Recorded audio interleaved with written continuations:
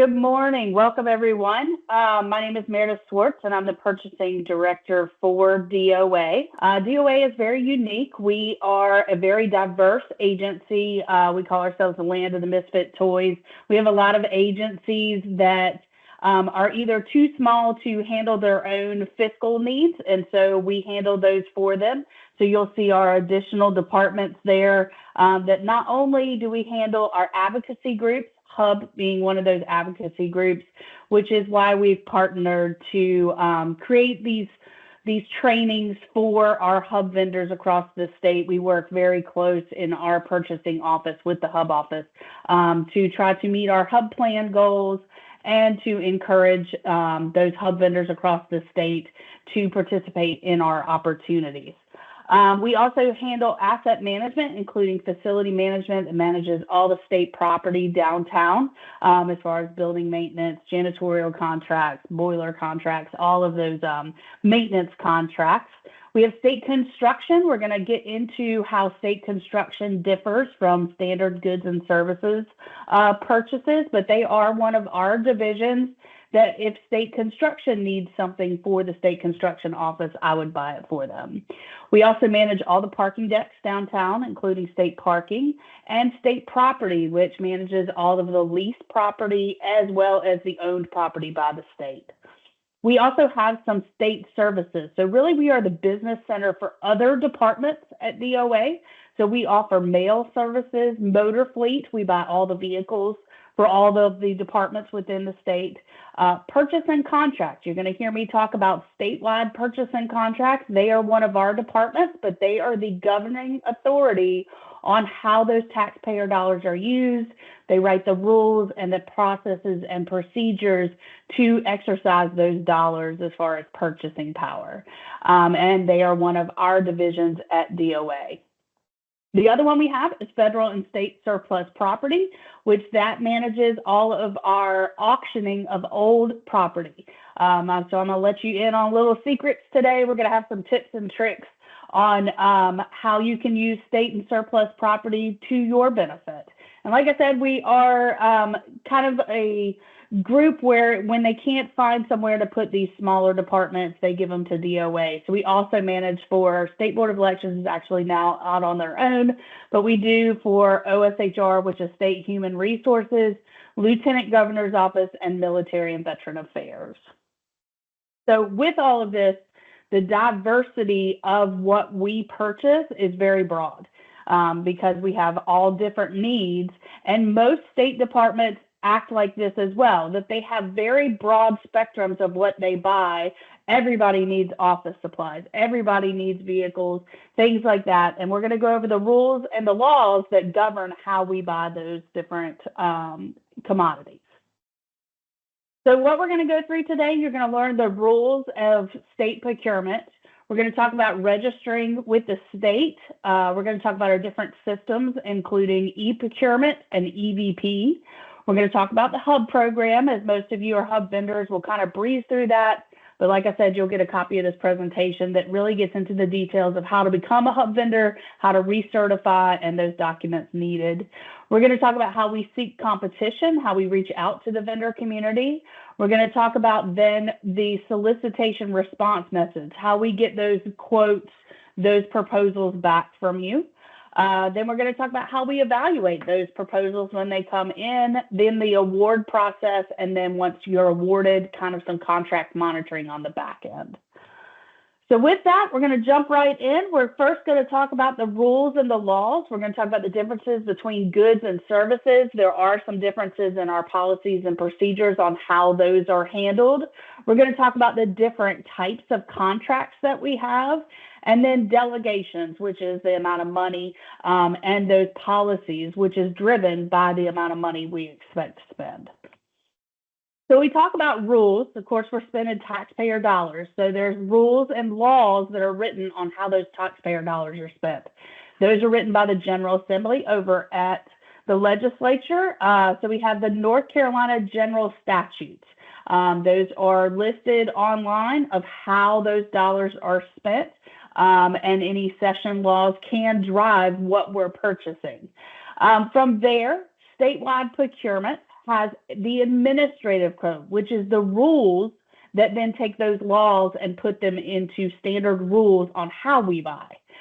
From that, and the administrative code is out there if you want to fall asleep. It's a great read on how we actually manage those taxpayer dollars and the rules of how we buy.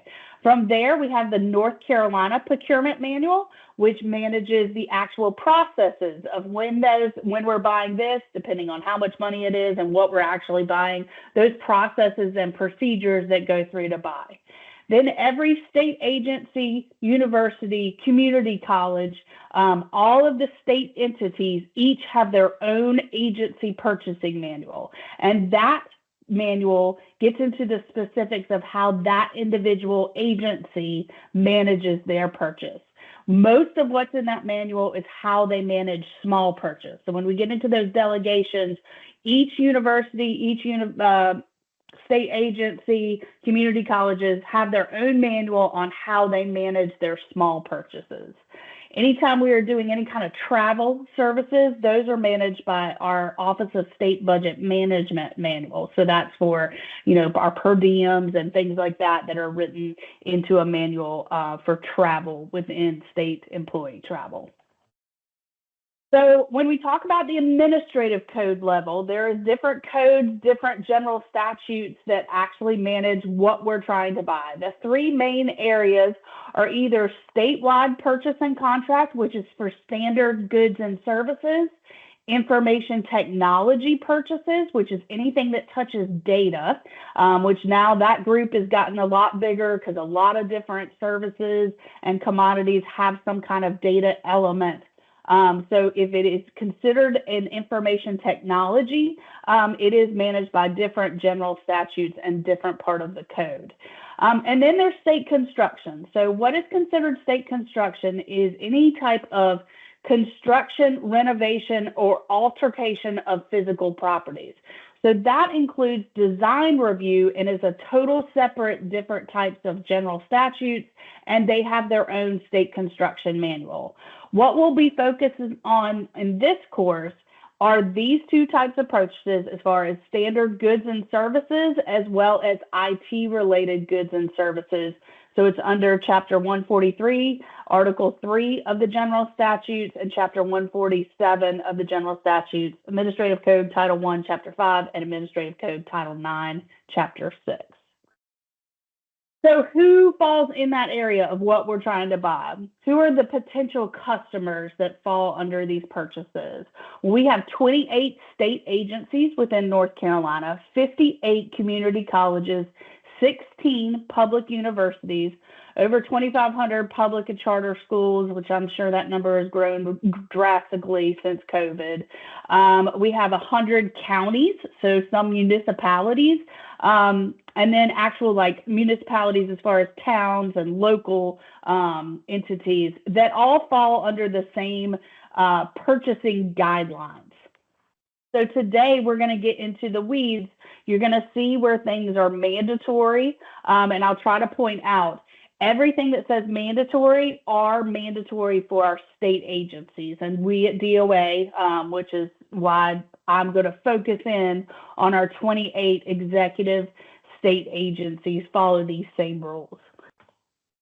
So who are those state agencies? Well, we've got DOA, which is me, Department of Administration. We have Department of Commerce, Environmental Quality, Health and Human Services, Information Technology, Military and Veteran Affairs, which is another department that we handle their purchases, Natural and Cultural Resources, Public Safety, Revenue, Transportation, Agriculture, Insurance, Justice, Labor, Public Instruction, State Secretary of State, Treasurer, Lieutenant Governor, which is another one that we handle, Administrative Hearings, Board of Elections, Community College, Education Lottery, General Assembly, Office of the Governor, Ports Authority, State Controller, and Wildlife. So with that, as you will see, you will have lots of different agencies. And like I said in the very beginning, they all kind of buy a random array of different commodities and services. So the opportunities that are out there, we're going to go over where are they posted, where can I find those opportunities to be able to submit a quote, a bid, or whatnot those are. And we will focus on the rules for these state agencies. So what happens first? Somebody has to identify that they have to buy something. So you're going to hear me talk today about the guy that turns the wrench, our end user, our contract administrator. All of those words and all of those titles kind of run together. But they are the ones that identify there is a need to purchase something. We at purchasing, in the purchasing office, we're the question people. So we start asking the questions. What are you buying? How much does it cost? What's your estimate? Does your division have any money? You wouldn't believe how far we get, and then there's no money. So first we have processes and procedures to encumber those funds to ensure that they have the money to buy it.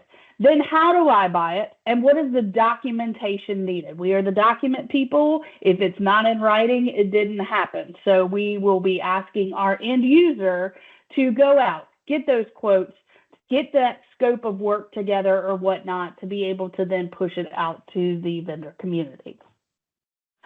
Everything in purchasing is really determined by two different things. What are you trying to buy and how much do you estimate it to cost? So like I said, is it a good? Is it a service? We have some mandated resources that are written into that administrative code that we have to use. So we're going to go over what those are versus open market. When I say open market, that is reaching out to the vendor community to get those quotes or those proposals. The different delegations, how much money we're spending, is going to drive our procedures on how many quotes we have to get or what steps we have to get our competition. And then there's always something special. There are special circumstances, emergencies, waiver of competition, things like that. So we're going to go over some of those different special circumstances. So goods versus services. What is a good versus a service? Well, a good are those tangible commodities, supplies, materials, equipment, other tangible property. So things you can put your hand on. With goods only, the vendor is charged a 1.75 e-procurement fee. And we'll get into how that fee is used, why you're charged that fee. And but just take note that only goods purchases, which is based on the commodity code, is charged the 1.75 fee. So with that, examples, vehicles, office supplies, things like that. So what is a service? A service is an intangible work. It's tasked or performed by an individual that has specialized knowledge, experience, expertise, or other similar capabilities. So a service could be anything from consultant service to plumbing, to power washing, to any kind of training services. All of those are under services. In the state, when we talk about whether it is a good or service, it's all based on the commodity code in which a bid is posted or commodity code in which a purchase order is issued. And so we will get into the commodity codes and how those work and what to look for in those codes. So I talked about mandated resources. Again, we're using those taxpayer dollars and within our general statutes as well as the administrative code, there are some mandated resources to make sure we're using those dollars wisely. One of the main things that we have are mandatory state term contracts. And when I say mandatory, they're mandatory for state agencies. I don't believe the universities and the community colleges are mandated the way that state agencies are, but state agencies have to use the mandatory state term contracts. We do have some out there for convenience as well, and we'll get into where you can see those state term contracts and potentially bid to be on a state term contract. And the specifics of what a state term contract is used for. They're really for anybody within the state to use. You have to be able to provide your goods or services to the statewide. And it's so that we can negotiate price and use based on past usage, and we can get better pricing and better quality goods. We have state correction enterprises. Correction enterprises is a part of our adult corrections agency. This is where our individuals that are incarcerated learn a skill or a trade while incarcerated and provide their services then to state agencies. Correction enterprises provides things like all of our desks and our bookcases. They have a cannery out west where they provide food. They provide printing services and things like that. So before we go out to the vendor community, we have to check, can Correction Enterprises provide that? And that way we're keeping our taxpayer dollars in, and also our incarcerated individuals can learn that skill or trade so when they are released to be good stewards of the community. In the beginning, he talks about federal and state surplus property. Federal and state surplus property is a division of DOA. These guys are located off of Highway 54 near Cary. I think it's still considered Raleigh, but near going towards Cary. There is a complete warehouse. They have all things, considering past computer equipment, desk chairs, conference tables, filing cabinets, vehicles, all of that. So they do not only auctioning on some of their bigger items, but they also have a warehouse where you can go directly there and the public can purchase directly used equipment, used goods that are from the state. I encourage you that if you are setting up a new office space or something like that, it's a great resource to be able to save money, not having to buy new. Go out there, check out their warehouse. They have great deals on everything out at state and federal surplus property. The Mail Service Center is another state agency that is within DOA. Everything that goes out of the state, so think of when you get your DMV, your registration for your DMV, all of that, any kind of mass mailing goes through the Mail Service Center. So we get a break on postage because we are a state agency. So that is how the state is saving funding as going through the Mail Service Center.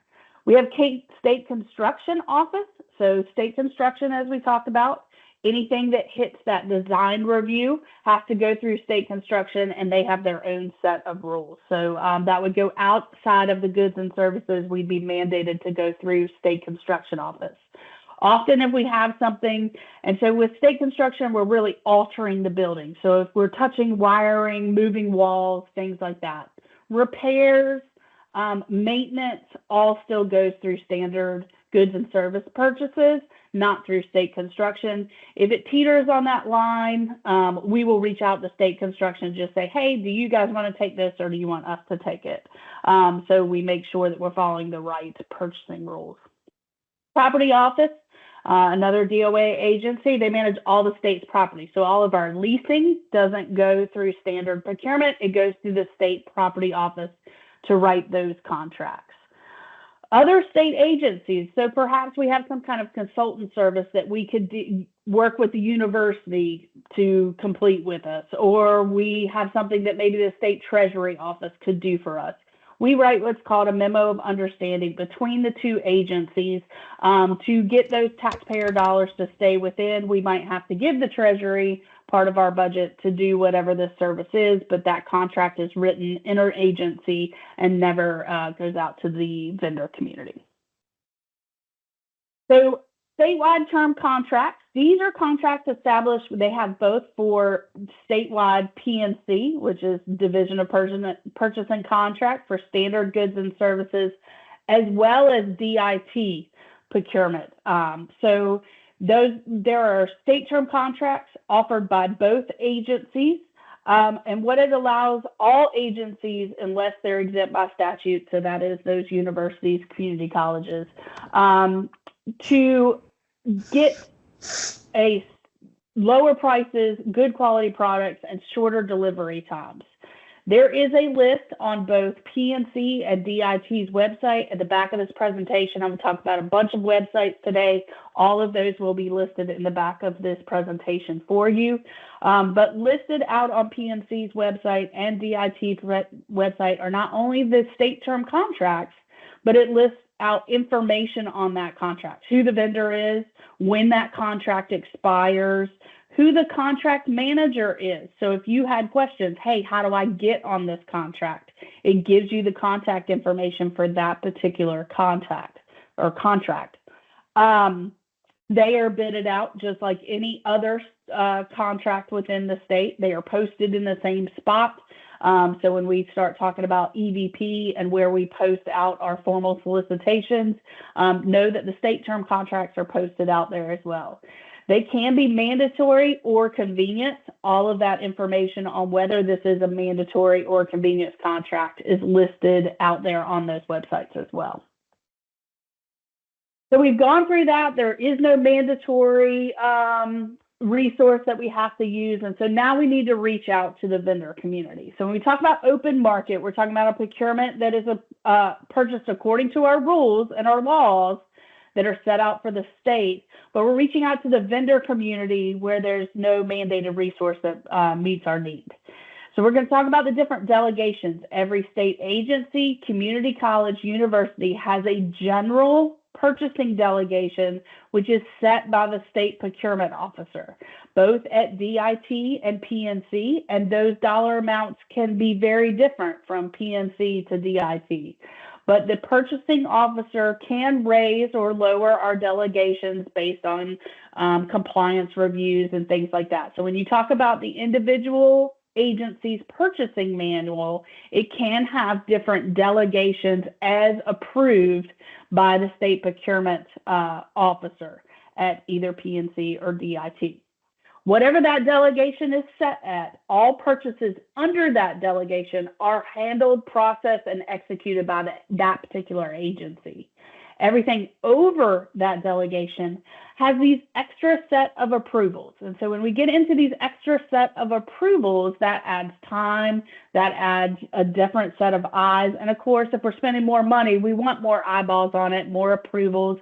If we're looking at changing out our standard terms and conditions, we want our legal to review those contracts.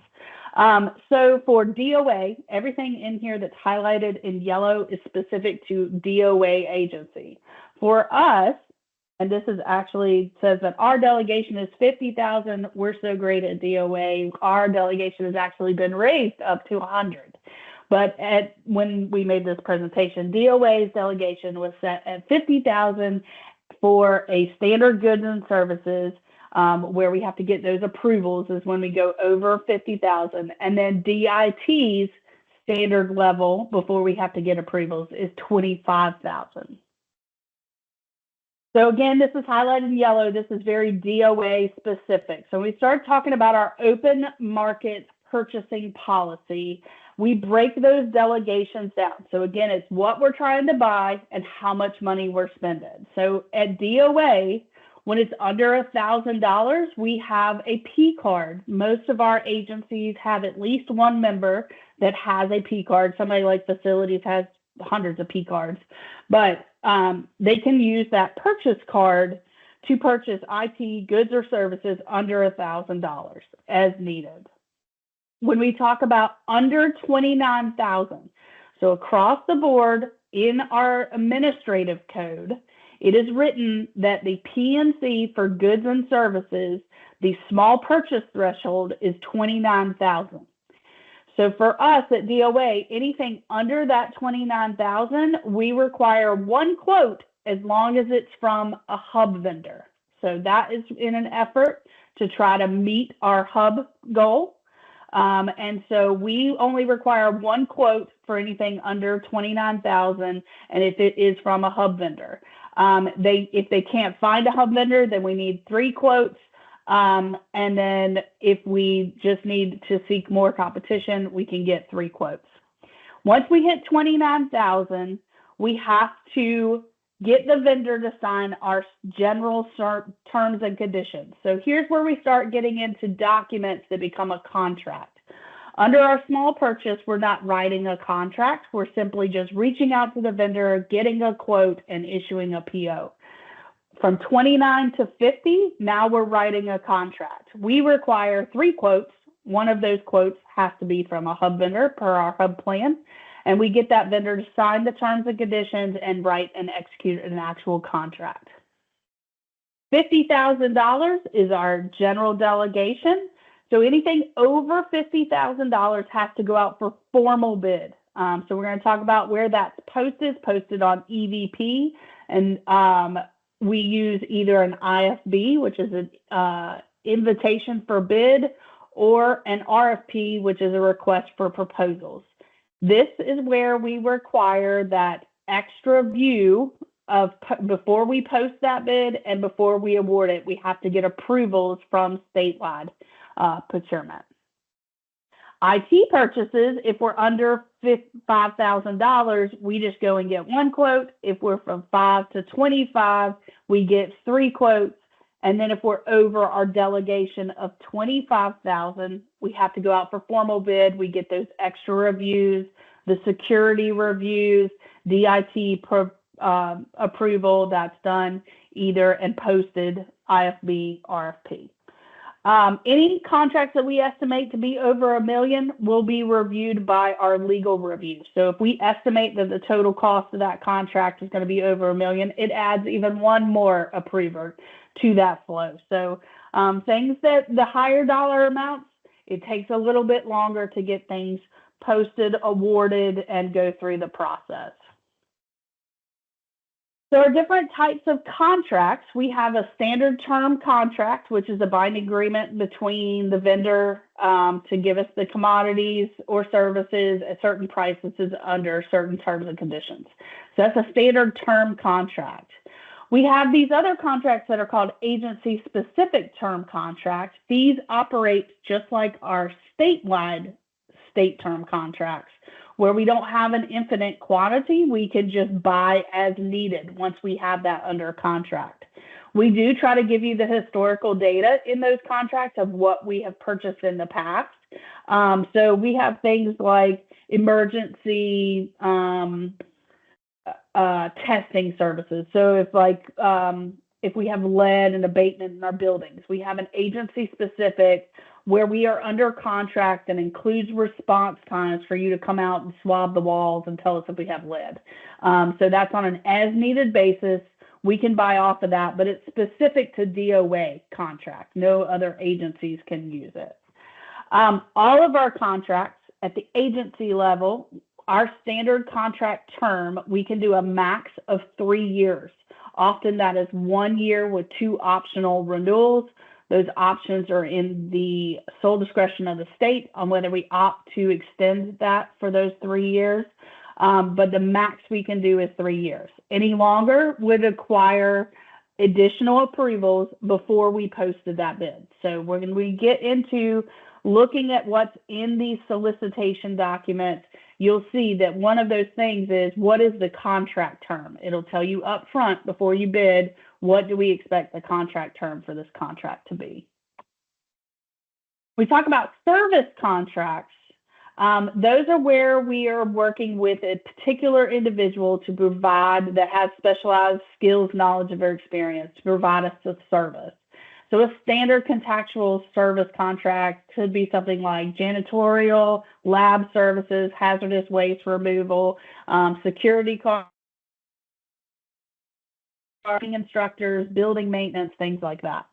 A consultant service is a little bit different. This is where, according to purchasing rules at the state level, a consultant is where an individual who has specialized knowledge comes in and reviews a program at the state level and provides their advice, review, analysis. So you could have some reporting requirements to formulate how to improve that program, but you're not actually implementing those improvements.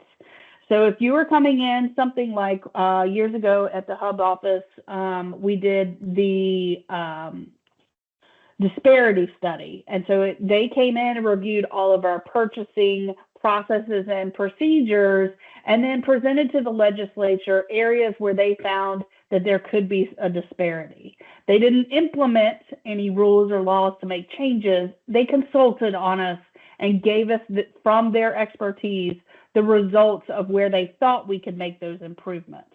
That is what is considered a consultant service.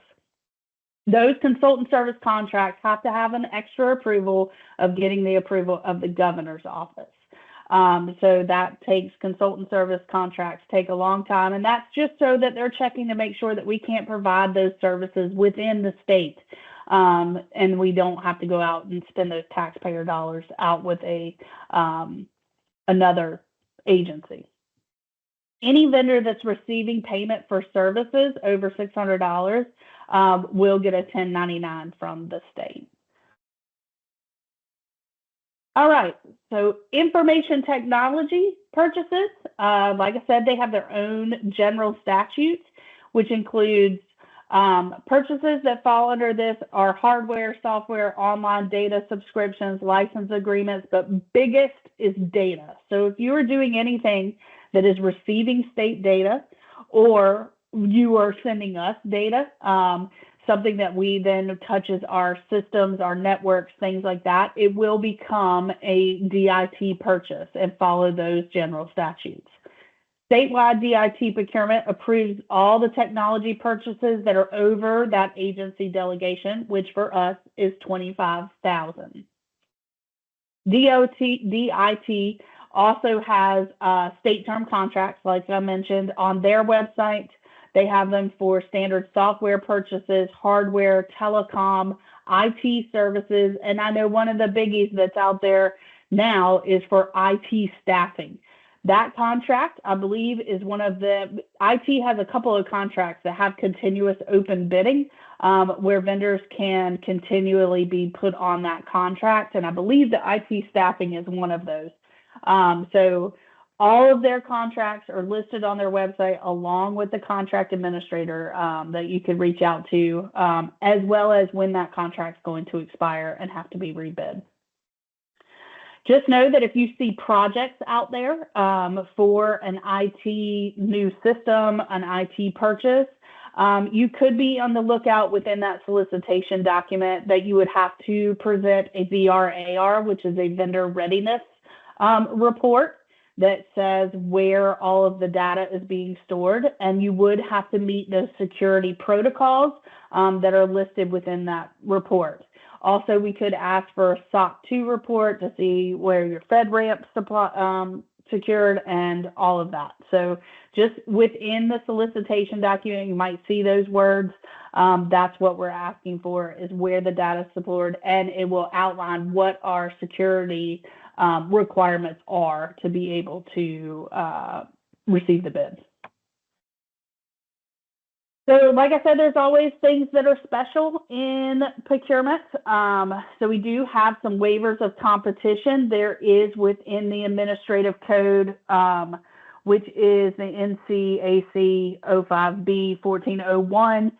Within the administrative code, it lists out what is an approved waiver condition. But pretty much a waiver of competition is when we purchase or we buy goods and services by other means than competitive bidding.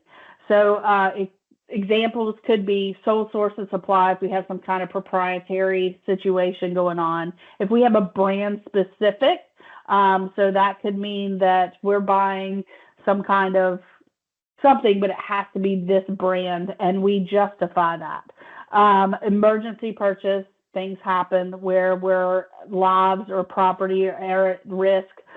We can justify an emergency purchase. Standardization, it could be that we already have this piece and we need this other piece to go into that, and it is standardized, so therefore we have to buy that particular piece. Or it could be an ongoing job or task that the vendor's already done this section of these goods or services, and therefore we need them to complete the project by completing the rest of the job or task. So those are just some examples of waiver of competition. The biggest thing is that the state has to justify why we are waiving competition and going outside of procurement rules. So like I said, we document everything. So there would be documentation within the procurement file that says why we are waiving competition. And it would be based on one of those conditions from the administrative code. So I'm going to stop there. Carla? Hello. There are no questions in the chat. If someone wants to raise their hand and unmute to ask a question, feel free to do so. And we have a hand raised, and you can go ahead and unmute and ask your question. So I've been listening to a lot of different information, and I'm just trying to get a good understanding on a lot of different contracts that you can get. One of them I Okay. want to know about, and maybe you can tell me if this is the right one or not. Like if as a consultant, if you want to get some of the disaster relief contracts, you know how sometimes you can get the contracts to go bid on, and I might be using the wrong terminology, but if I want to go and be a person that assess a situation like kind of like an adjuster, but I'm not an adjuster, but I'm using my consultant, I'm going to do this, or if it's a disaster relief contract and you need some debris removal, something to that nature, like how could I bid on that contract if I got some clients that might want those type of So contracts? we're going to get into where you can find those opportunities because they are posted. And I know we currently have some bids out there that are posted for the stuff out west and all of that. So we're going to get into in this presentation how to look through EVP, how to find those bids, and then how to submit a good proposal. So we're going to get to all of that in a little bit. Okay, I wanted to make sure because I was hearing a lot of different stuff, but that's some of the stuff because with the consultant, that's what I do. But I also do some project management as well. It just depends on the acts for whatever a particular client want, whether feel organized or stuff like that. So that was one of the things I just wanted to know how. And go so about. I want to, and we'll get into the weeds of this, but Yeah. if you are the prime and you have subcontractors, just know that at the state level for goods and services, our contract is with the prime. So we would be, if you have, and I'm going to make this up off the top of my head, but if you are providing debris relief and hazardous waste and all of this, if you have different companies that work and you are the prime that is bringing all these companies in to do task 1, 3, and 5 of this, then our contract is with you as the prime. We do not get into the relationship between the prime and the sub. So just know that you would be submitting the bid and be responsible for then taking care of all the tasks underneath there. So as the way state procurement, I know that state construction works a little different with that. They do get involved more into those subcontractor levels, but the standard goods and services, which the debris contracts, I believe, are standard goods and services for out west. But like I said, we'll get more into the weeds of all that in a little bit.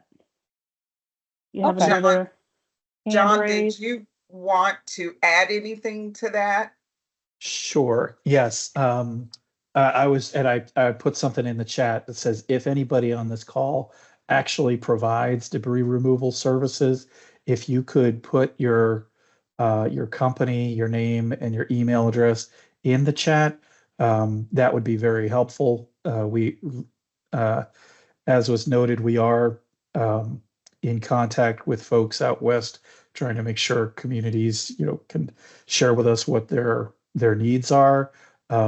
And sometimes we come across things that may not show up on a bid somewhere or on a website somewhere, but they're working with like an overall prime contractor, and that prime contractor has needs.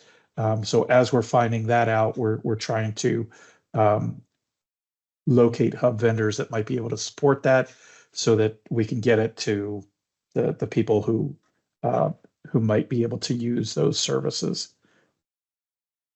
Thanks. Okay. And a lot of that is also going to be based on what commodity codes you're registered in. So when we start talking about registering with the states, we want to make sure that we're registered on the correct commodity codes, because that's a lot of where we're finding vendors and how you're getting notices about opportunities. So we'll get into that too. I think we have one more hand raised. Yes, Kenneth. Kenneth, if you want to unmute. Okay, can you hear me okay? Yes. You can. Yeah. Okay, great. Good morning. You had mentioned there were several IT contracts. I'm familiar with the one that's managed by CAI. Could you elaborate more on the others you were referring to? So computer aid, is that what you're talking about? The computer aid Yeah. contract? So Correct. there again, that is our IT staffing contract, and then they hire individuals. We have several hub companies to actually staff that contract. So it's one of those that the state term contract is with Computer Aid, that's the prime, and then there's often many, and we actually do our hub reporting and get into the weeds of using hub vendors under that Computer Aid contract. I'm not a specialist in that contract because I don't manage that, but like on DIT's website, there will list who is managing that contract and any information on that contract. So we'll get into where that website is and how to find that. Okay, thank you. But if I'm not mistaken, I believe you mentioned there was more than one IT contract. Any IT contracts that would not be under the state term contract would be posted in the same place at all goods and services. So there could be additional IT contracts that are out there, potentially might have a staffing element. I'm not sure. But we'll get into where to find those opportunities. Okay, great. Thank you. You're welcome. All right. Where can you find the chat? I don't see where the chat is. I'm looking through this and I don't see nowhere where I can drop some information in the chat or review the chat. So if you're joining us via Teams, in the header up at the top, there is a button for chat. And then you should be able to see the chat will pop up as a separate window there. Okay, I'm on Teams and the only thing popped up is pretty much just showing the people on the call, like just that's it. So up at the top, you have different icons where you can see the different people and all of that. So one of the buttons is chat. It might depend on how you joined as well. Oh. If you're joining on a PC versus a mobile device, it might look a little different. Yeah, so I'm on a mobile device because that's where I'm logged in at. It's on the mobile device. It's behind the 3 dots, someone said. All right, I'm going to push forward.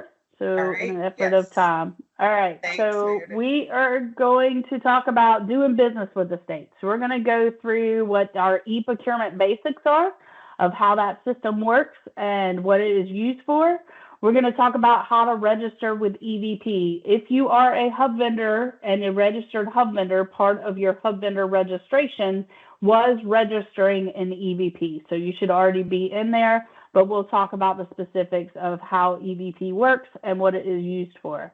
We'll also talk about, we did an upgrade to e-procurement in 2020 and some new features that were in there when we did that and how that works. So e-procurement is our electronic ordering system used by most state agencies. I believe DOT still uses an SAP system, but every other state agency uses e-procurement. E-procurement provides us a single point of access to all of our government organizations. It increases our order accuracy through the receipt of electronic orders and consistent with purchase order format. So we're able to give line by line detail of what we're buying, the cost, and anything that's associated with that particular line. We go in, we can actually receive on those lines once we have received our goods or services. And then it also works with our state accounting system, which is NCFS, to make sure that you get paid. So part of the e-procurement system is requesting a purchase order from a different vendor that reaches out to that vendor registration. You receive those purchase orders electronically, and then once we receive on it, you can then pay for it. Many state term contracts have a searchable list that has catalogs. So something like our state term contract for office supplies, when we go in to create a requisition for a new purchase, it reaches out to our hub vendor that has that contract, which is FSI. It reaches out directly to their website. We can load it just like we're buying off of Amazon, and then it goes back into e-procurement because their catalogs are loaded within the system. So if you're ever on a state term contract, that is a possibility that you could have a actual uploaded catalog within the system. The vendors are charged a 1.75 fee for goods only. So when I say goods only, know that if you are providing a tangible good, you will be charged that 1.75 fee when you get your purchase order. But if you are shipping it, shipping is a service. So make sure that when you're providing quotes, you're providing proposals, that if you are providing a good, that you separate out your shipping. It's all based on the commodity codes, and shipping is a service commodity code. The goods purchase would only then be charged a 1.75 fee. So why are you being required to pay that 1.75 fee? Well, this allows us to conduct business electronically. That fee is used to offset the expenses of the development, the maintenance, the ongoing operations of e-procurement, including the help desk. So all of those fees pay for the management of this system. The vendor's also able to use this system to market business with state entities, to be able to profit from the process, and it's time saving and of course digital with e-procurement.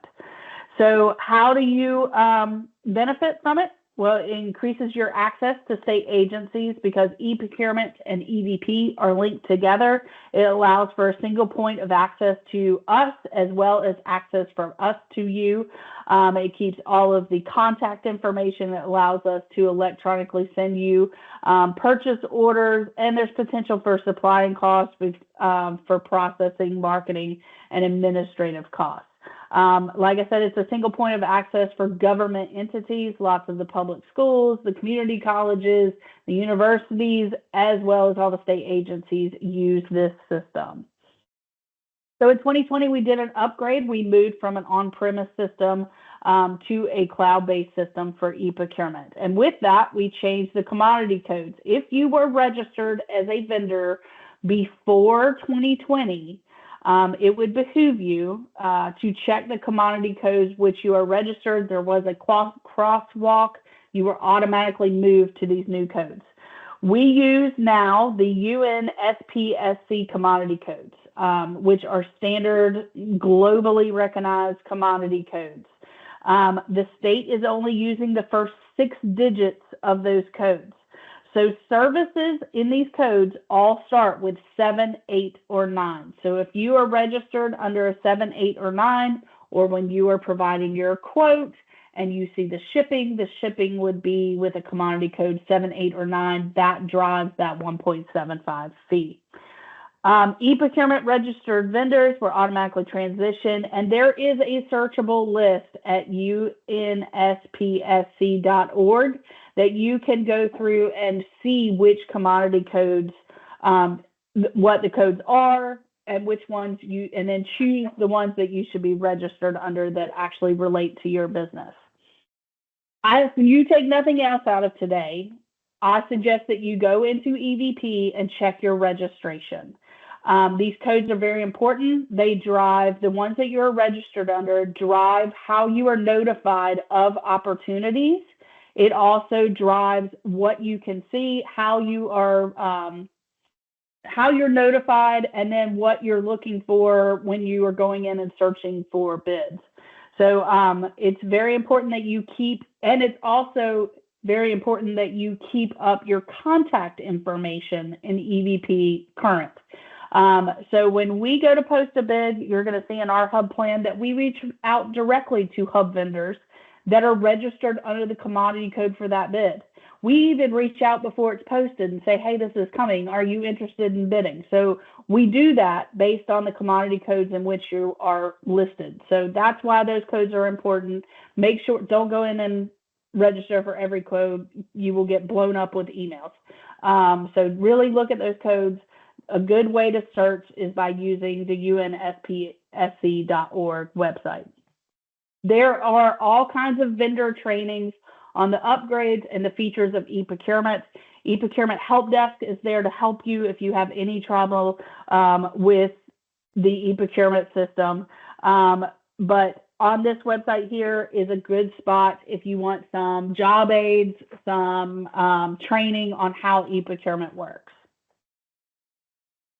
So EVP was also upgraded a couple of, now it's been almost 2 years, but EVP is now linked to e-procurement. So it is when you register within EVP, there is a box where you click, yes, I want to receive purchase orders. That also lets you be able to receive purchase orders through e-procurement. It is an automated business opportunity notifications based on your selected commodity codes. So when we go to post something on EVP that's an opportunity out there, it will automatically send you an email if you're registered under the commodity code in which that bid was posted. But EVP is a wide open website. You can search for opportunities 24/7. It also allows you to keep your information uploaded. It is the vendor's responsibility to make sure that that contact information is correct. We do not have the ability to change how you are registered. But it is a one-stop shop for registering for e-procurement to receive purchase orders, search formal solicitations, receive notices of bid opportunities, as well as your hub certification is now all posted on EVP. And finally, it also has a vendor search. So as I was saying, our contracts are with the prime. If you are a sub, you can use our vendor search to find primes that potentially would want to bid together or things like that. That vendor search is wide open for us to be able to search vendors just like you can search vendors. So some benefits of the new EVP is that EVP consolidates the functionality of the state's 3 procurement applications into a single cloud-based system, allowing for greater efficiency. It is wonderful for us in the purchasing office because it's a one-stop place. For vendors, the new EVP improves and simplifies the access, allowing you to perform multiple functions in one platform. You can register to do business with the state, which was what the old EVP was used for. You can view and submit bid opportunities to state agency, which we used to use the IPS system and the NC bid system, so it combined all both of those. You can also register to be a hub vendor, and you can view tabulations and awards. With the new EVP, all those things that have been posted on EVP, the awards and the tabulations stay out there indefinitely. So if you want to know what we bid last year or whatnot, you can see those out there. The new platform makes it easier for purchasers to find qualified vendors because now you're registering under a 4-digit commodity code. So before, in the old registration, you could only register under a category. So we're talking building maintenance, which could be anything from janitorial to electricians to sheetrockers to anything. Now with a 6-digit, we can get more into the weeds of what you actually do to get those opportunities and to help us find vendors. You can upload larger files, so there's no file limit in what we're doing for uploads of bids. So what you'll need to register, like I said, if you're a hub vendor, you are already registered, but it's open internet access. You need a federal tax ID or an EIN number, a valid email address to initiate that hub certification process. This is the link to EVP.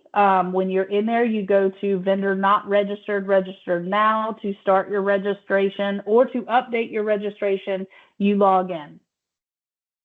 If you cannot get into EVP for some reason, you don't know what your login is, you can't figure it out or whatnot, our help desk is there to help you. The purchasing office can't see what you can see as a registered vendor, but the help desk can. They are available 7:30 to 5:30 Monday through Friday. Their email or their phone number is 888-211-7440, or their email. I don't know why that share this window thing is there, but it's vendor. Oh gosh. What is happening? There we go. It's vendor@nc.gov. All right, I'll stop there for any questions. We did have a question in the chat earlier And that question is, what is the contract minimum dollar amount which will require a bid deposit? The bid This- deposit? And this is from a construction firm, and you can feel free to unmute if you want to elaborate.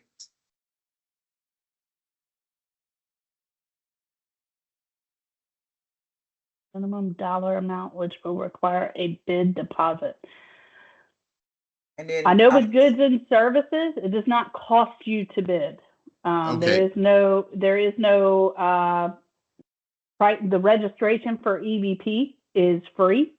There is no cost to submit a bid. The cost would happen with that 1.75 only if you are awarded and only if it's for goods. So that EVP or that e-procurement fee is only assessed if we actually buy goods from a vendor. So there is no cost with bidding for goods and services. I don't know if that's different for state construction, but I would doubt it. It's bids on, I believe, state construction, not state construction, but local city departments, local and city, and it was one of the requirements that a bid deposit is required for some of the larger contracts. And so I was just asking to see, but I see it's not in your area, but that's in other areas that they do. There could be, just like in any procurement, in a particular bid could have a specialized requirement. So when we get into these solicitations, there could be a requirement for a bond or something like that that has to be supplied. Whether that bond has to be submitted with your bid, whether it has to be what's required if you're awarded, things like that will all be listed in that bid. So when we get into the solicitation process and looking at what's in those bids, that's one of those things to look for. So maybe hopefully that's helpful. Yeah, that's how they require a bid deposit and a bid bond. So these are separate things. So, but I understand what you're saying. Yeah. All right, there were no more questions in the chat, so we'll take a few questions if someone wants to raise their hand and unmute. And if not, Meredith. All right. I'm going to go through these next slides are on the HUB program and what DOA efforts we have as far as our HUB plan, but the overall information on the HUB program and how to become HUB certified. I'm not going to spend a lot of time on those certifications because they will be provided to you, and I know the majority of you are already HUB vendors, but this outlines the different documents needed to become certified, and all of that will be here at your ready for any questions on that. And then we can also ask the HUB guys that are on the chat here if you have any particular questions on HUB certification. So HUB was set up with Executive Order 25 and General Statute 143-128.2. The goal for goods and services as well as construction is a goal of 10% use under goods and services purchases. So different agencies have different plans that provide efforts that they follow in an effort to meet that goal. There is no set aside in state procurement the way that there is in federal procurement. We have this aspirational goal. We do extra efforts in an attempt to meet that goal. One of the things that helps us meet that goal is that hubs are marked within e-procurement and EVP.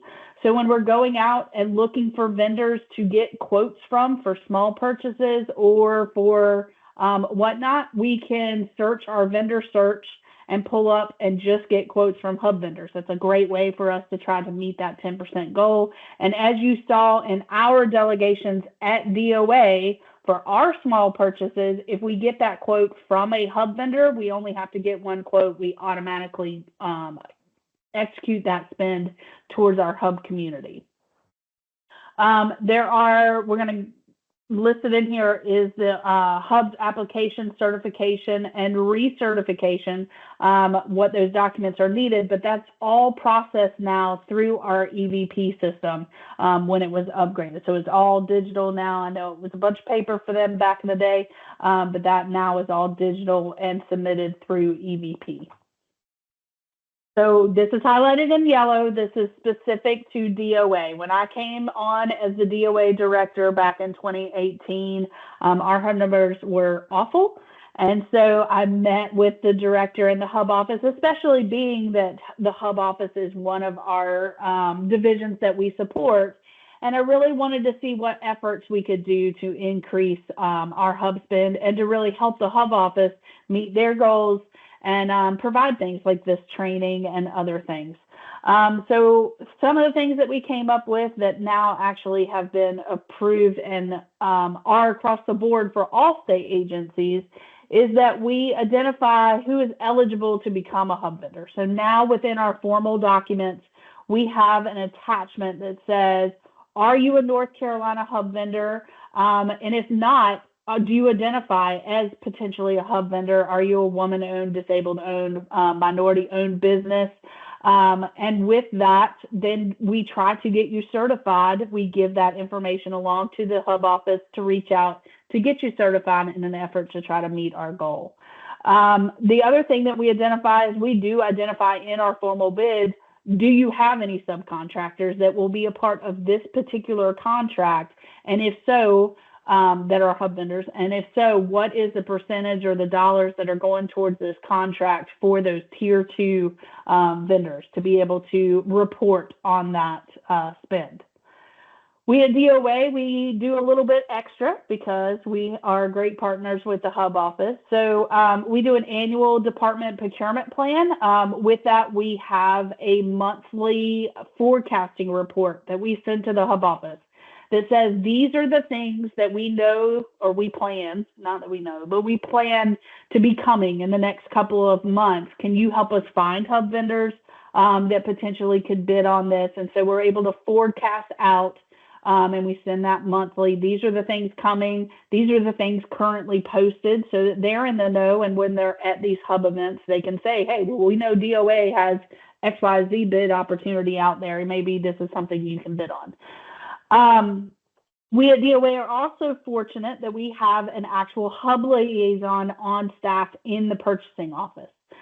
So Martina Atkins is our hub liaison. She works directly with the hub office.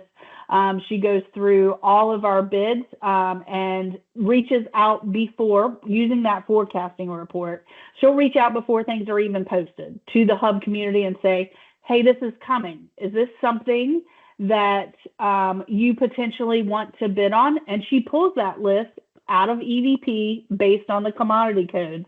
And then she creates her own direct solicitation list so that when we do go to post, you already knew about it. You knew it was coming. You said, yeah, hey, alert me when it is posted.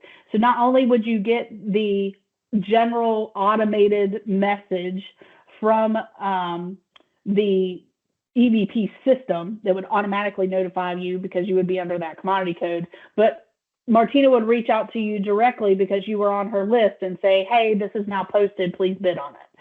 So she also attends all of our site visits to, if you have any questions about that particular project or to get people certified. So we are very lucky to have that staff on our procurement staff to work directly with the hub office. She does all of our hub reporting as well for our office. So the other things that we do is that we notify the hub office when we post. So not only do we tell Martina, she reaches out to the hub office. And so sometimes they post out on their website as well.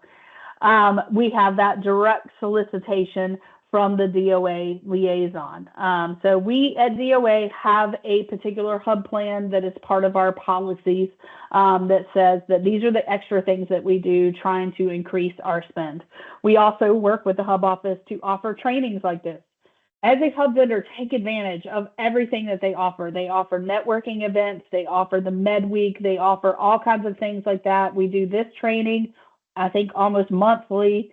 Quarterly, we do another training that is I have a contract, now what? That's on contract management and how to make sure that those contracts that you have run smoothly. We get into the weeds of invoicing and things like that. So if you haven't already taken one of those classes, or like this class is a lot of information, and I know that, but so come back. We have multiple vendors that come back and take this and also see it online. We record everything. So utilize their YouTube page so that you can get as much information that you can. And always the Hub office is willing to work with you, help you out, and offer you some guidance. So we look at our Hub plan. Part of our Hub plan is that we get that one informal quote to get it from a Hub vendor if we're under 29. From 29 to 5, we get at least one quote submitted by a Hub vendor. And then for when we go out for bid, we directly solicit to the Hub community. We also ask, are you a Hub vendor? We try to get you certified if you are not, and identify. So renewals on contracts. So when we go out and do our renewals for that 1 year with 2 optional renewals, we ask again. So maybe you weren't certified before. We ask those same questions again and try to get you certified if you aren't already, especially if your certification has lapsed. So that's a good time at the renewals to reach out and say, hey, I just want to make sure your Hub stuff is up to date. So we talk about being certified. That is happening all through EBP. It is a downloadable application. There is a required documents, which is going to be listed here in these next couple of slides. The biggest thing is that the vendor must recertify every 4 years. So if you're getting close to that, I know the Hub office does their best efforts to reach out. It might even be automated now to say, hey, you're up for recertification. Don't let it lapse. That's in an effort to make sure that we're all meeting our 10% goal. So this is all that information. The one thing on this slide is if you are a registered Hub vendor or whatever that delegation is in Georgia, South Carolina, Tennessee, and Virginia, we have a reciprocal process, and then registering in North Carolina is not as difficult. Same thing if you are registered as a DBE with DOT, to get Hub certified is not as much paperwork, I guess, to get it done with that. So these are the required documents. I'm not going to go through these, but they're there at your disposal for that. So I don't know if the Hub office wants to come off and give any other information there. I think you covered the information well, unless John or anyone else has something to add. And we're open to any questions regarding it. Just to share that, like she said, there is an automated notification of recertification needs. And it's really important that your contact information be up to date. If your email address is not right, if it bounces back, if there's a comma where there should be a period, you're not going to get notified. And we send out 2 automated reminders before that certification end date. And please get on it, because with the new system, if you don't get it done by the time your certification ends, you will have to start over, not as recertification, but as a new vendor. Not saying it's a horrible thing to have to do that, but it's a lot easier to go ahead and do that recertification piece than to go through and provide us all the documents again. That's it. Yes. I have a question about Hub certification. Can you be certified in more than one category? And if so, how is that selected? Because I submitted like for a couple of categories, but only was certified in one. And so the certification will, I think the first order for certification will be ethnicity. And then it gets into the other categories. So you cannot certify in more than one. Okay, thank you. You're welcome. That was Andrew. Yes. Yes, go ahead. What about SBE certification? how is that added into your EVP program? You can certify at the same time that you are doing the hub certification, or it can be done separately. But both certifications are managed through EVP. Okay. Who do you contact, or just go into EVP and put in your SBE certification? So are you certified or are you seeking to certify? Already certified. Oh, so if And you're it's not showing in my EVP identification. profile. Now, are you SBE certified through Hub? Because the DOT has a certification. No, through Hub. Oh, okay. That may be something we'll have to follow up on offline to see why it's not in your profile. Yeah. And just to be sure, you received a certification letter stating you were certified. Got it hanging on the wall. Awesome. Yeah, that may be something we need to check into offline. Okay. If you want to Thanks. put your contact information in the chat, we'll Okay. check in, be back in contact with you. And Jamiko? Mine is a question on the certification. Like, is it any fees that's associated with this? Like Yeah. trying to get HUD certified? No fees. It is free. So if it's someone offering fees, it's a third party, but you want to go through the Hub office, it's free. Hey, Harris. I'm sorry. Hey, Harris. Was the next, if they want to come off of mute.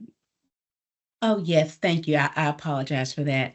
I had a quick question about the required documents list for companies who are just starting the certification process. Depending upon our organization type, is there someone there within the office that can help us navigate some of the things that are being asked for? We were like scratching our heads like we don't know what this is.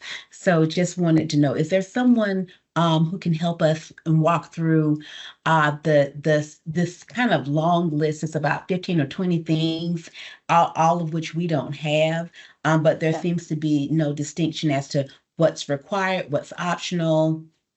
So John just put in the chat the Hub office email address or their phone number. And so your best way is to call them. They have some certification specialists that can help you navigate through that. Thank you. Yeah. And I then, also, go ahead. oh, go ahead.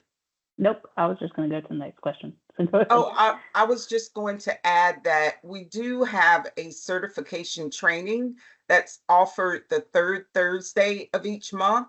And if you are not certified, we highly recommend that you do the certification training, which goes through how to navigate the certification application or process. Thank you for that. Thursday virtually from noon until 1.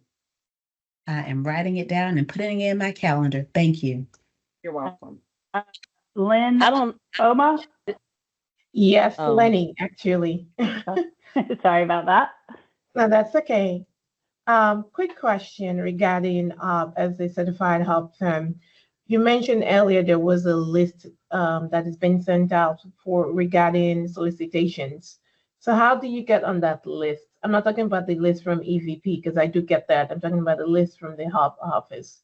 So that's our office at purchasing, DOA. So we create the list using EVP.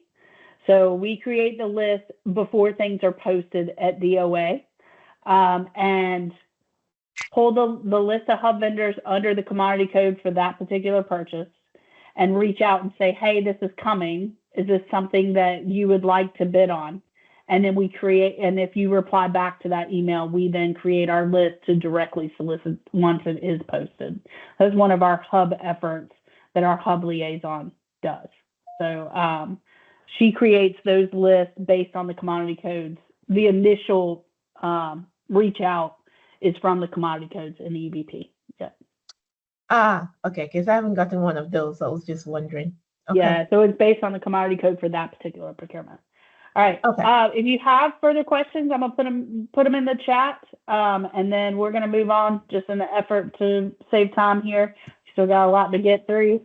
But reach out if it has to do with certification. I would say great. Get with the hub office and they can help you out with that. All right. Thank you, Amanda. So now we're going to talk about seeking competition. So we're going to talk about our different documents that we use, our solicitation documents, what's within those documents, the solicitation content, and we're going to talk about the differences between what a requirement is and then what an evaluation criteria is and what we're really looking for within that evaluation criteria. So when it comes to gathering the information to put in our solicitation document, it is completed by the guy that turns the wrench. He knows that his boiler's broken, so he's identified the need, and now it's up to him to get the actual scope of work to be able to complete the fixing of that boiler. So he might reach out, gather information, he might get quotes just so that he can gather specifications to write a scope of work. From there, once he has the general outline of scope of work, it then gets to the purchasing office to review that, ask those questions. Does it need to happen at night? Does it need to happen here? What buildings is all of this covered under? To really get the weeds of that scope of work dialed down, and then preparing the solicitation document that will eventually become the actual contract for those services.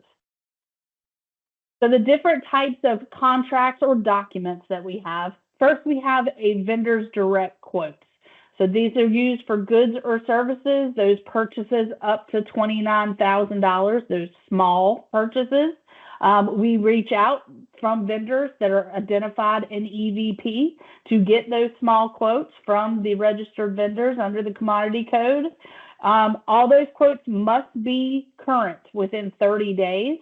Must be that quote can't just be an email. It needs to be an actual formal quote put on a vendor's letterhead or branded of some sort.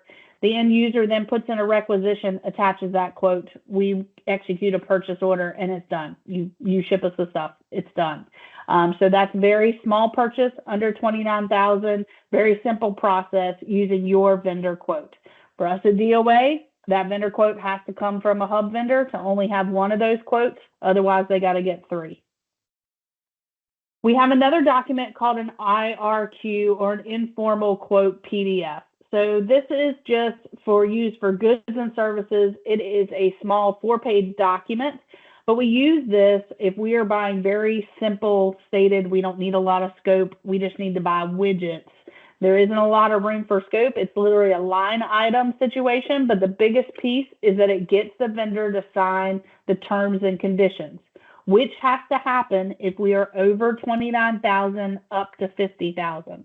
So it has the agreement for the terms and conditions, and your quote response makes you sign to those terms and conditions as well as provide pricing. All of the award is based on lowest cost meeting the specifications. The next type of document that we have is called an RFQ, which is a request for quotes. So this is used if we are soliciting. So if we're seeking quotes for over that $29,000 where we have to get the terms and conditions signed. So we could reach out to you with this formal document that then will become the contract once fully executed. Again, it's getting you to sign those terms and conditions, but it will have a very detailed scope of services, scope of work. The document is sent directly to the vendor over email and then can come back over email. The responses are open soon as we get them. There's no formal bid opening or any of that. It's not only used for seeking competition, for those purchases between $29,000 and $50,000. It's also used if we have an approved waiver of competition. So this document, if we have an approved waiver of competition, we could use a request for quotes that details what will then become the contract with that waiver. It's sent directly to the vendor. Now we're going to talk about formal bidding. So these are for things that we estimate to be over $50,000. They have to go out for bid. And when we talk about over $50,000, this is goods and services, standard PNC. Of course, this dollar amount would be $25,000 for DIT purchases. But for standard goods and services over $50,000 says that we have to put it out for bid out on the street on EVP. But the award is pretty much based on cost. So what we're looking for is lowest cost. There might be requirements, there might be specifications that that product has to meet, but then it's based on cost. It is posted out on EVP. Our administrative code says it has to be out there for 10 days. And then there are public bid openings. So we at DOA do our public bid openings over a Teams meeting. And all we read out is who has bid. Pricing stays confidential until award, but we do read out during those public bid openings who has bid. There is potential for site visits. If we are bidding on a paint job, we might want you to come and see what you're bidding on so that you can bid appropriately. It is used for very well-defined, simple services. So usually goods, but if it is a simple service where we know exactly what we want you to do when you get there, then we could use an IFB. We just want to know how much it costs. So your specification, something as a janitorial contract, would be written on an IFB. We know that when you come here, we want you to sweep, mop, vacuum, dust, do all of this. You got to show up Monday through Friday from this time. You got to have this many people there to do the work. We know exactly what we want you to do. We just need you to tell us how much it's going to cost. An RFP is used for complex services or a combination of goods and services that are still over that delegation, so over that $50,000 delegation where it has to go out for bid. IT would be $25,000. Where it is posted out on EVP, it's still out there for a minimum of 10 days. There still could be site visits or pre-proposal conferences. The evaluation method really with RFP that makes the distinction between an RFP or an IFB is that we can evaluate on things other than just cost. So there could be an outline of evaluation criteria that we are looking at to award this contract on things other than just cost. We might know what the result is that we need the vendor to do, but you're going to propose your solution to get to those results. So that is a request for a proposal. It follows the same processes as far as being posted out on EVP for that minimum of 10 days. It still has an open bid opening where we read out who bid. But there is a potential that that 10 days very much gets extended when you have an RFP, because we want to make sure that the vendor has enough time to really give us a good proposal that outlines how you're going to do the work. And that's what we will then award on.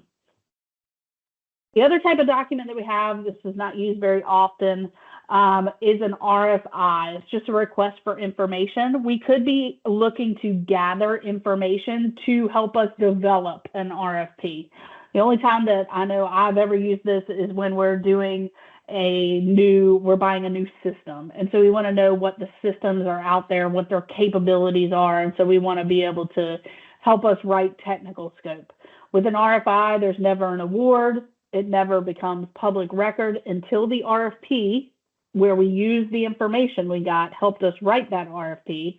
But there is no award. It is simply canceled on EVP, so it never becomes an actual contract. It takes a lot of work from a vendor to submit, which is why we don't really get a lot of response for them, which is why we don't use them. If something hasn't been posted, it's easier. We can do market research to see what is out there without having to formally do it.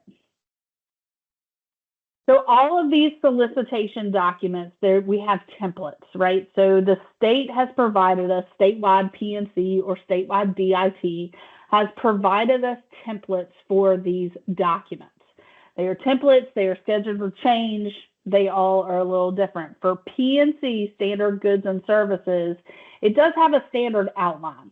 And so this is our standard outline. Like I said, some of these things that are in the weeds here could be in different areas, But this does give you, when you're looking at one of those solicitations, what to be on the lookout for. So the section 1 is usually why we have to buy this.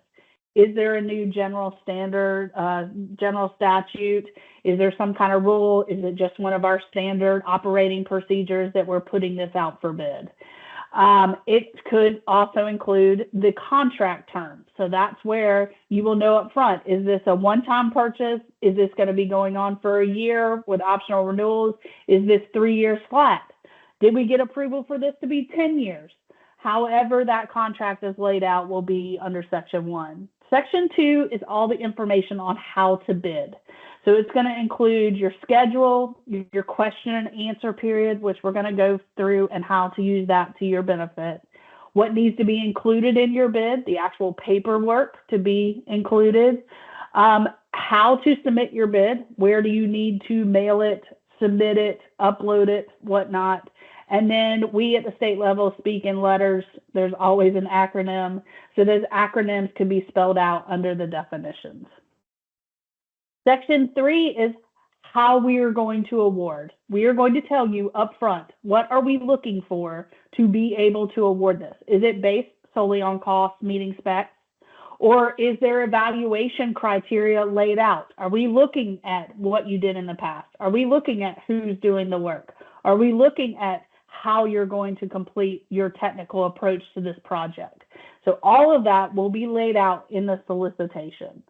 Section 4 are the requirements that if you are awarded, you would be required to do or required to submit with your bid. So it goes over pricing, inventory, warranties, references. If we're asking for vendor experience, what are we looking for? Proposal requirements, if we're asking for samples of a product. It goes over, we have a couple of different attachments, including the information on the financial stability attachment, background checks. If we're asking for a licensing, all of that would be under the section 4. Section 5 is the meat. Section 5 is what we are asking you to do and what you will be held accountable to do under this contract. It is the scope of work or specifications. So it could have objectives, specifications of a project, tasks, deliverables, technical approach, the project organization, how you're going to staff the project, things like that would be all under section 5. Section 6 is the contract administration. So once you're awarded, are there a manager who's in charge of this project? Are there reports due? If we have a problem, what happens? Who do we contact? If there are changes to this contract or there are product recalls, all of that information is under section 6. The attachments are in the back, which include and could be just uploaded within, we have standard attachments that you can download, fill out, and then upload with your response. Pricing, we're always going to ask you for pricing. Instructions to vendors, our overall standard instructions on purchase and contracts within the state. Terms and conditions are standard North Carolina terms and conditions to doing business with the state. Location of workers, this is the work happening here? Is it happening overseas? Where are we getting that? Sometimes there could be a requirement that the work be done in the U.S. So that location of workers tells us where that. EO50, which is a price matching opportunity that we'll get into, that's an attachment. Financial condition is that you're signing that you don't have any judgments against you, you've had an audit, things like that. That extra hub attachment, are you a hub vendor? Do you identify as a hub vendor? Are there any tier 2 hub vendors? That's now standard in all of our formal solicitations. We could have maps or diagrams or any kind of what your equipment has to look like. So those types of things could be attachments. Like I said, these are templates, they can change, but as an overall general rule, this is where you can find those things. Nothing's ever constant in procurement except for change. So things do change along the road as we are bidding out, and even then once we have a contract. So if you hear the word addendum, that is being used. That's a document used to make changes during the bid process. It also includes your question and answers that are submitted during the bid process. Be on the lookout for that addendums could be mandatory that you return with your bid, and you could have to sign them that you saw it and you agree to it, and it becomes part of then your contract. Requests for clarification or during the evaluation phase. If we get something back in your bid that doesn't make sense or that we can't figure out, we might ask you for clarification on that. A BAFO is when we get into negotiations. So we can confirm negotiations during the evaluation phase to then confirm those negotiations that we've all agreed upon on a BAFO document that becomes part of the contract. An amendment document happens during the life of a contract to make changes after award. An amendment can be anything. It could extend the contract period. It could change pricing. It could change terms. Any of that would be done on an amendment document. So the biggest thing to look for when you get into these solicitation documents that are posted is just read the document carefully. If you have a question, ask it. This document, you need to be on the lookout for shall, must, and mandatory. Those are things that the vendor has to do. You must provide, use a mandatory site visit. If you don't meet those things, then you automatically are rejected. So look out for the words of shall, must, and mandatory within scope, within events and things within that solicitation document. The biggest thing is make sure you sign your bid. If you don't sign it, it does become a legally binding contract. And if your signature is not already in that spot right there, it's automatically rejected. It can be a digital signature. It doesn't have to be. It could be a wet signature, whatnot. But if it's not signed, it's automatically rejected. It takes a lot of work to put these together, and I hate to see that, but that is a no-go, hard pass.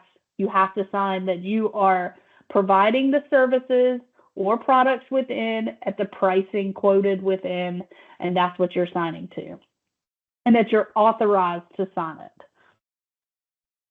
So under Section 2, you will see a solicitation schedule. So when we talk about those 10 days, we're talking between issue date and submitting bids date.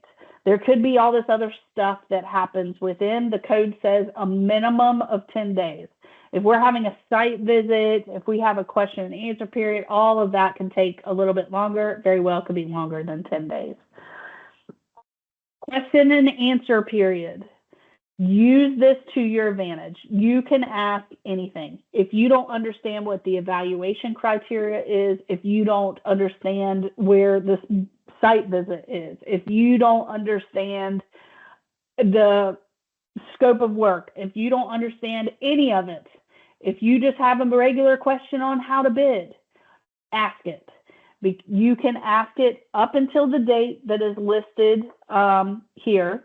You submit those through, there's listed out in Section 2 is where to submit those questions.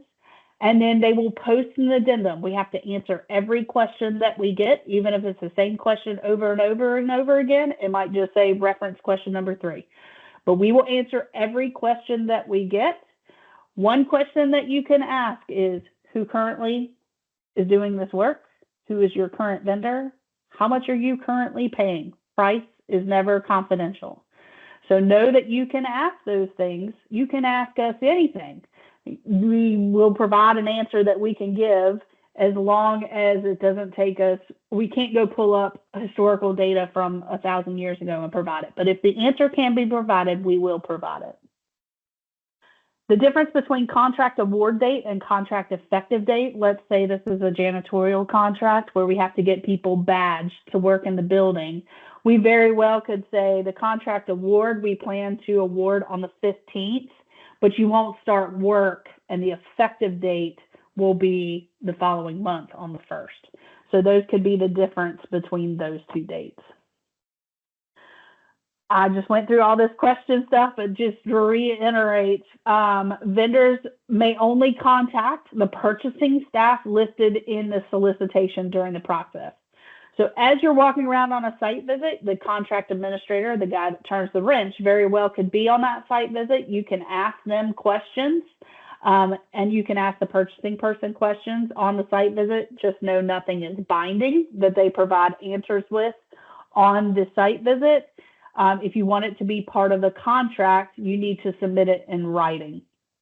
If that particular solicitation says, it'll tell you where to submit those questions. So it could be that you submit it to an email address. It could be, we now at DOA and a lot of the state agencies are using the Ariba sourcing tool as far as submitting our bids and all of that, which is linked to EVP.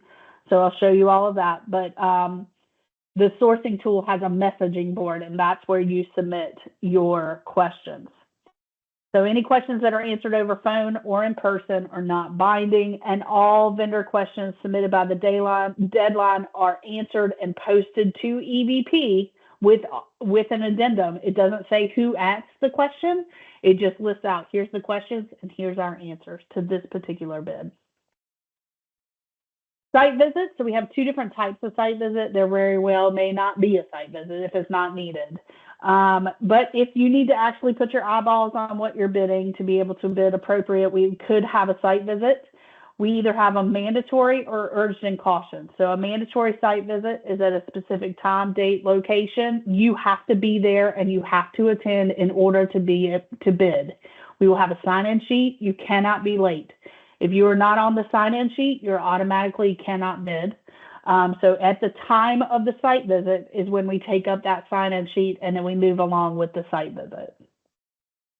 An urged and caution site visit, you do not have to attend to be able to bid. So maybe you already are familiar with the equipment that we're seeing or whatnot.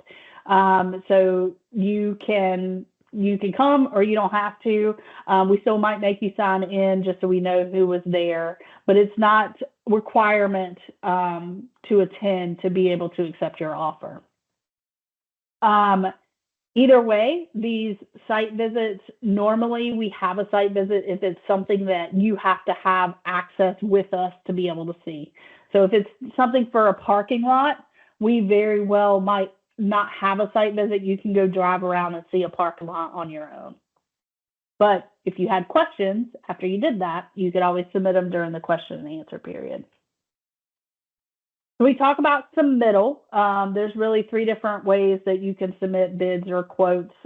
Be sure to follow the instructions if it is a formal solicitation process with the actual document that's been posted or an RFQ that's been sent directly to you, or that IRQ, the little 4-page PDF. It'll tell you where to submit that. There could be the deadlines, the mandatory return information, and mandatory site visits. Just be looking out for that in those documents.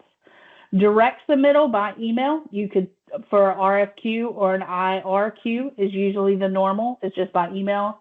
Pretty much by mail has gone away with the past. A lot of us work remote, so we don't do a lot through mail anymore.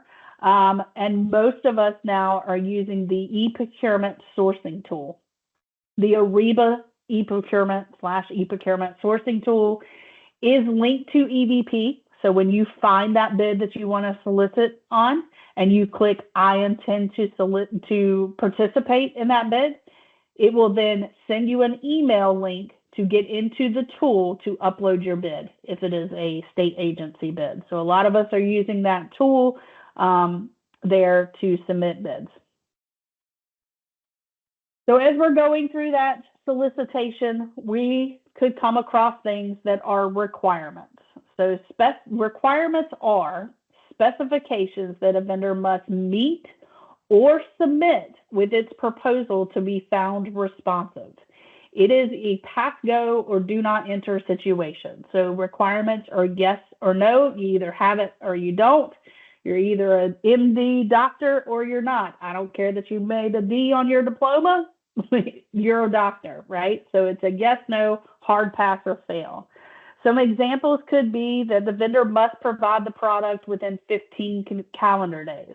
Vendor must submit with its proposal a copy of a general contractor's license. So if you did not submit that contractor's license, you're automatically rejected, whether you're the lowest price or not. That was a hard pass go. Vendor must submit with its proposal 3 references where the work has performed similar work. So it could be that we require those 3 references. The evaluation team could look and say, is it similar work? And they could say that that didn't meet that requirement.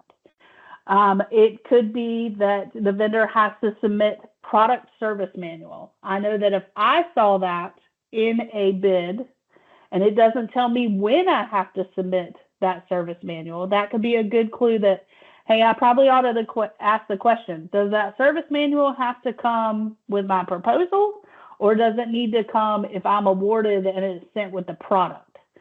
So that's the type of thing to look out for and to use to your question and answer period, that you really know what is required of you, because it could be something that's a requirement and it's a hard pass or fail if you didn't do it correctly.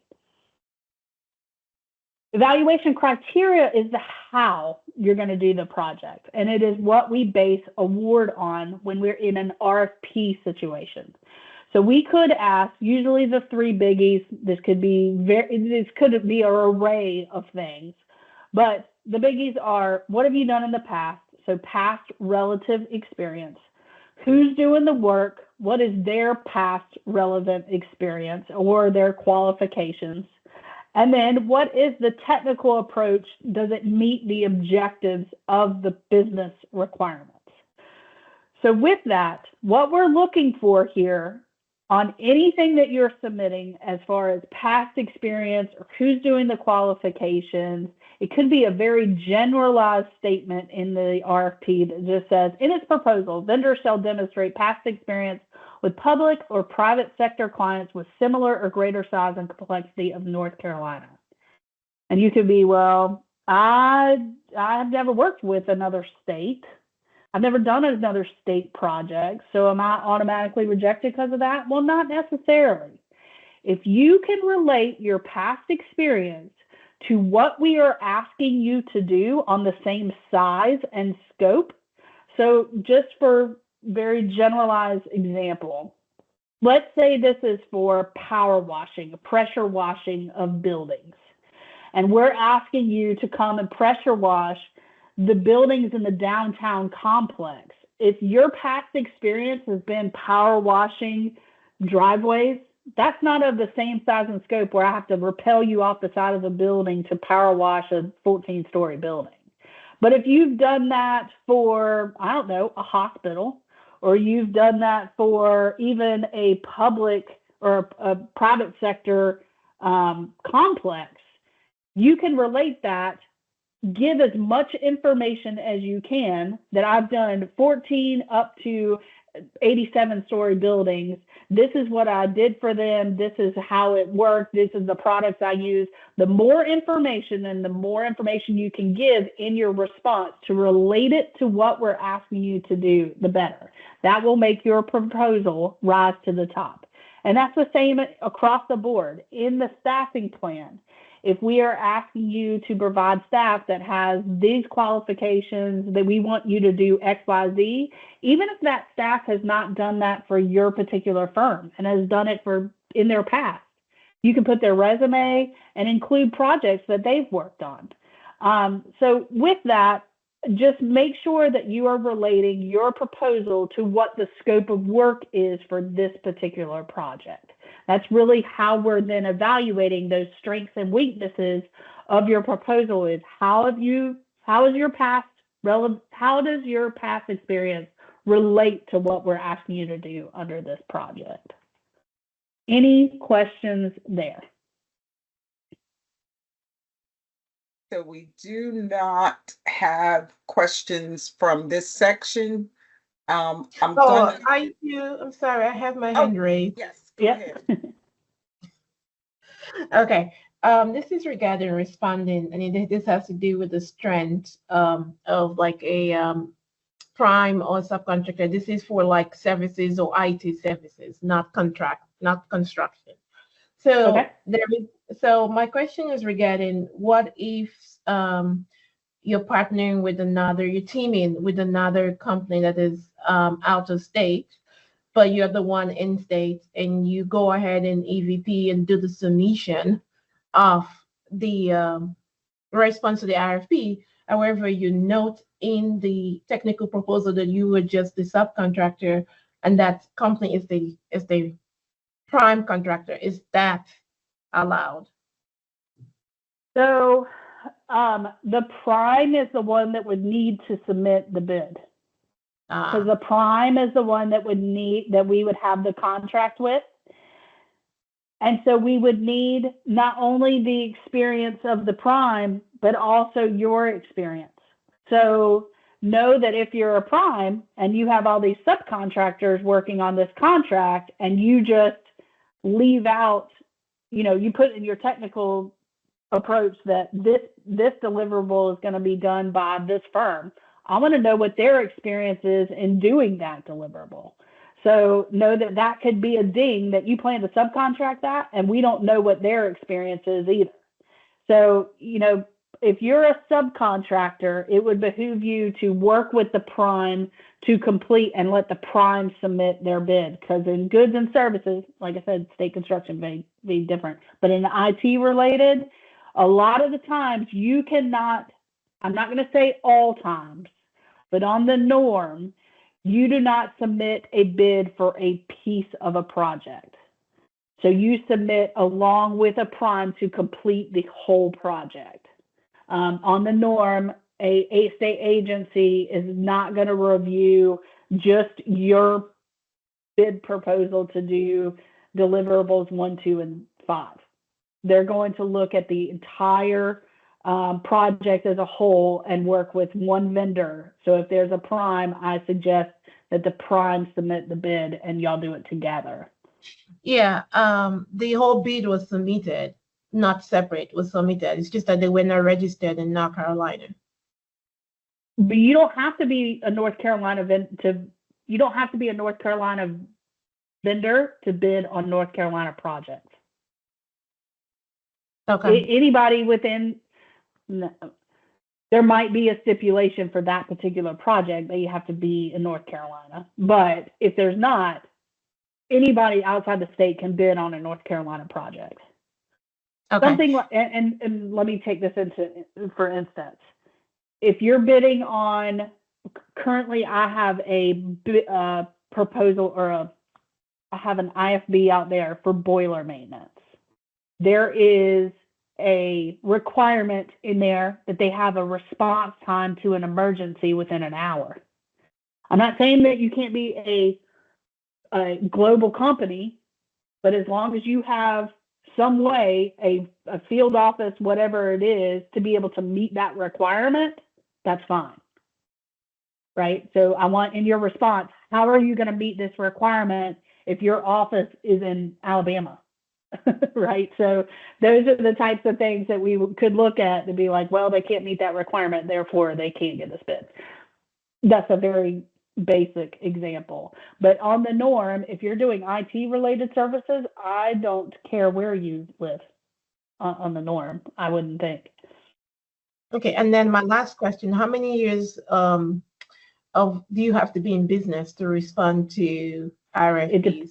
It depends on the particular procurement. Like I said, there could be some kind of requirement that you have 3 years of experience doing similar work or whatever. Your proposal needs to say how you meet the requirements, as well as then how that then relates to the scope of work I'm asking. So even if your firm has only had a year worth of work, but you worked for another firm, so maybe you talk about the people that are doing the work have done things for other firms that relate to the work. That's what I'm saying. If you give them the most amount of information to make sure that you're meeting the requirements, as well as what have you done, or what are you doing, or how are you going to accomplish this that meets that scope of work in the best way, is what we're then denoting. Thank you. In the evaluation. Yep. All right. No other hands raised and no questions in the chat. All right, I'm going to push forward. All right, so we're going to talk about solicitation response methods. So we're going to talk about direct submittal, the e-procurement collaborative space, which is a tool within e-procurement to submit those quotes, and then the EVP solicitation search and response. So direct submittal over email, of course, we can use that for our RFQ or our IQR responses back and forth over email. It is used for direct quotes for those small purchases. We can get all of that through email and must be current less than 30 days. The e-procurement collaborative space is a tool within e-procurement. If you are signed up in EVP and you have clicked the button for yes, I want to receive purchase orders, it could be that departments reach out to you through e-procurement and request quotes. So we'll get into a little bit of that. Our department is not currently using them, so I have very limited information, but we used to have an old e-quote system before our upgrade. This replaced our e-quote system. EVP, it will be listed in the solicitation too, in that actual solicitation document on how to submit your proposal. Some people are still using mail. Otherwise, a lot are using the new sourcing tool, but it will be listed in that solicitation document of how to submit your bid or proposal or quote. Agencies use the EVP vendor search to find those vendors to directly solicit to. Otherwise, EVP directly solicits to you based on the commodity codes. The collaborative also directly solicits, gives us the ability to pick those vendors to send those collaborative requests to as well. So the collaborative space is an informal quoting and pricing request function within e-procurement. Users can use the collaborative requisitions to obtain quotes for goods and services from multiple vendors at the same time. So basically, when we're setting up a requisition, we can say we want to use collaborative requisition where we reach out within e-procurement. It's going to automatically send the alert to whoever's registered in EVP, that email address. So there again, so important that your contacts are set up correctly. So it will reach out to that vendor through e-procurement and say, hey, can you respond with your pricing for these widgets?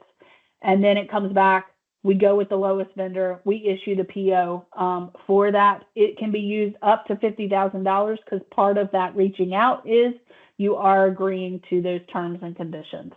There is training for vendors on how that collaborative works within the system. So you can check that on the e-procurement training site, which is there.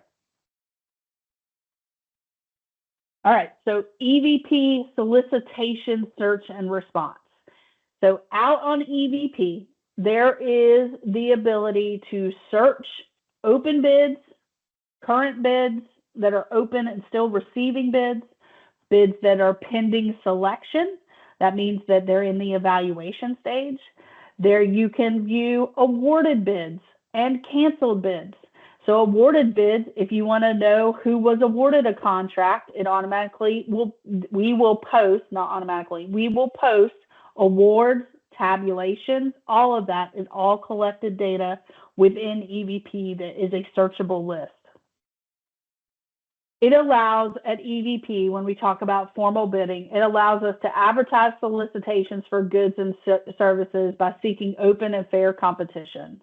It allows us to post the tabulations of the bidders' prices once we've gone to award. So we post usually the vendors who have bid during pending selection. And then we, at the time of award, go back and update that tabulation with everybody's pricing so that you can see what the pricing was for all those bids.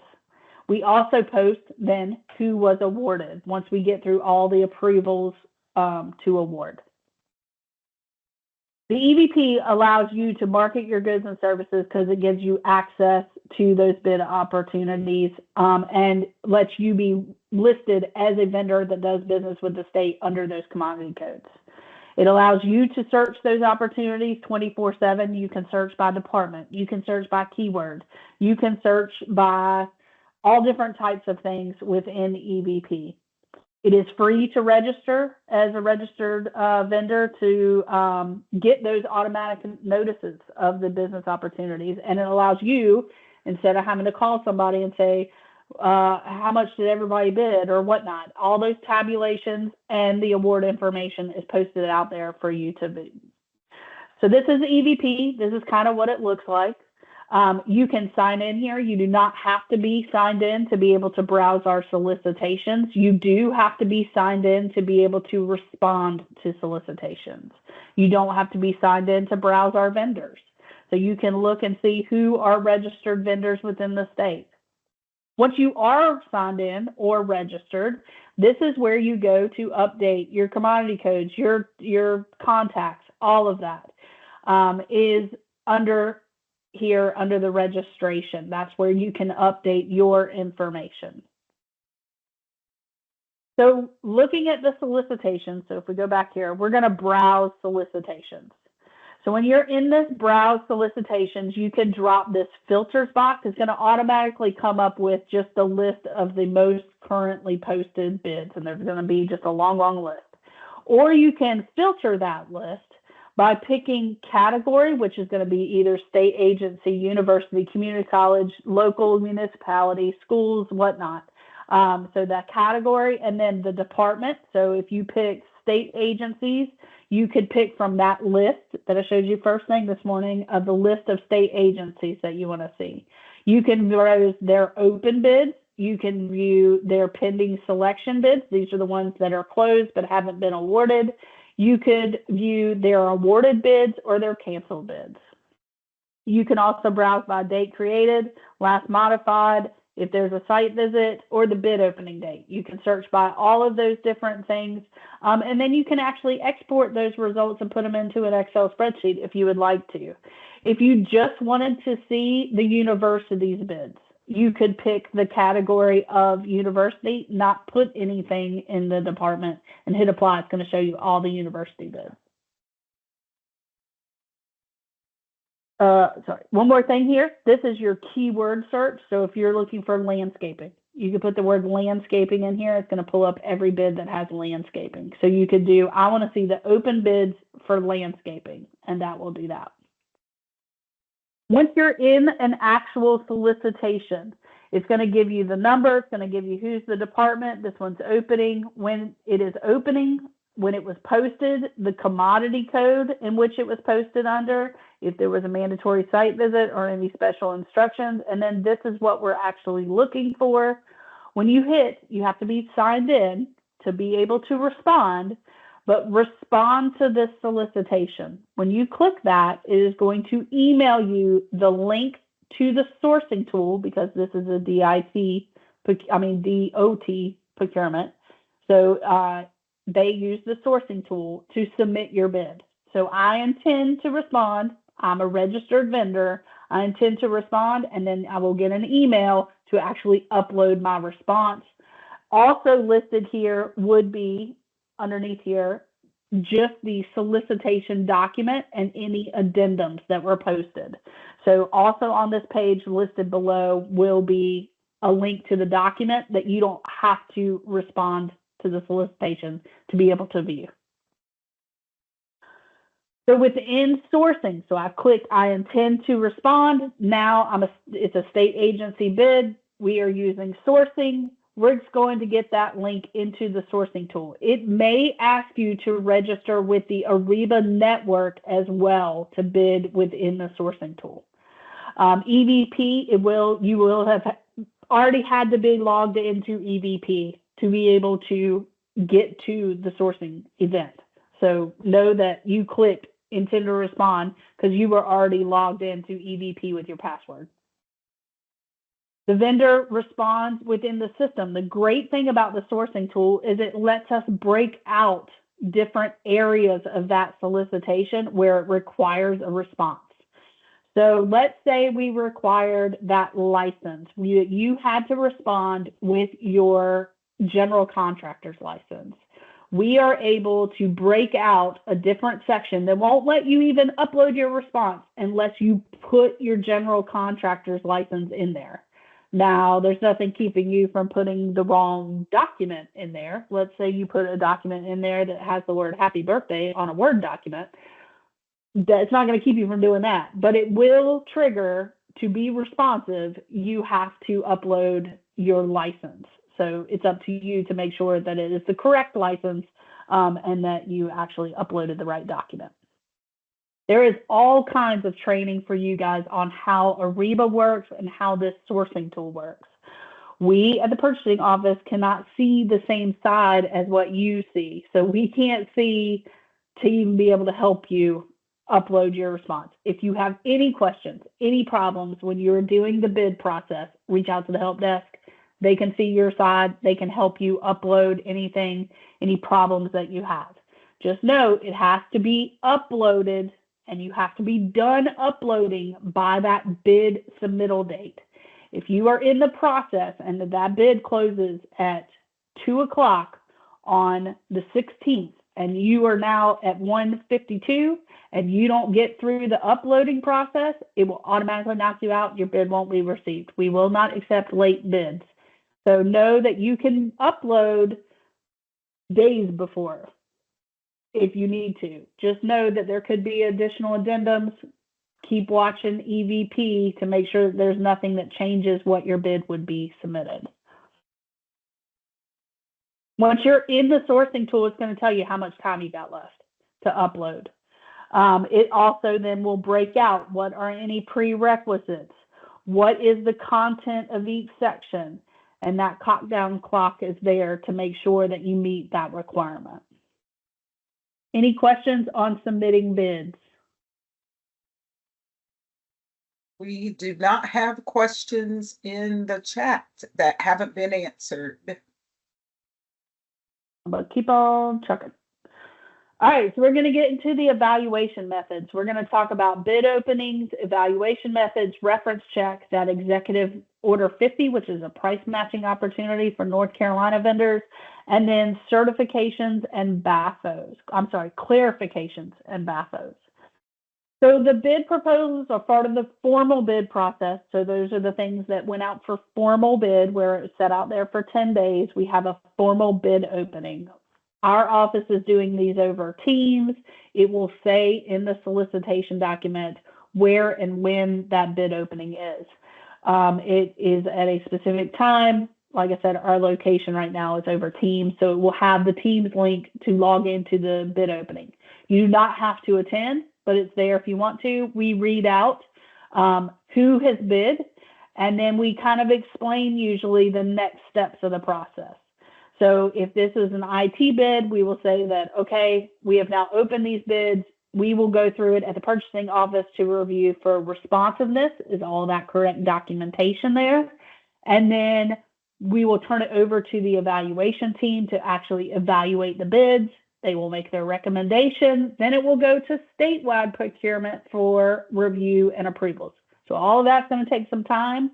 If you have any questions during that time, we can usually tell you at the purchasing level. Again, those are the only people that you can talk to during the bid process, is reach out to the purchasing office and we can tell you where we are in the steps of that process. Is it still with the evaluation team, or is it gotten to statewide procurement for reviews and approvals?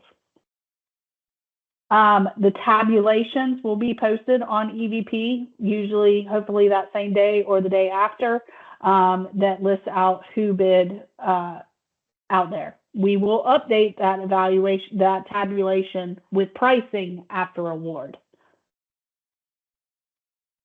So the different types of methods, again, listed in the solicitation under Section 3 is how we're going to award. So we could be talking about the lowest cost method. This is usually an ISB. We're going to go with the vendor that provides the lowest cost to the agency that met all the requirements. So if we ask for that license, is it there? Or if we asked you, it has to be there within 15 days, shipped and on site within 15 days. Were you able to meet that requirement? those types of requirements. So awarded to the lowest vendor that meets all the requirements. We have two different types of best value. It will be laid out if we are awarding an RFP on something other than cost. So the best value weighted method will have a scoring mechanism attached to it. So we will assign points to those different criteria that then makes the points value of the technical approach more than what it is for the cost. So there's a scoring method, whatever that method is, and whatever their scoring set out is listed in the solicitation beforehand.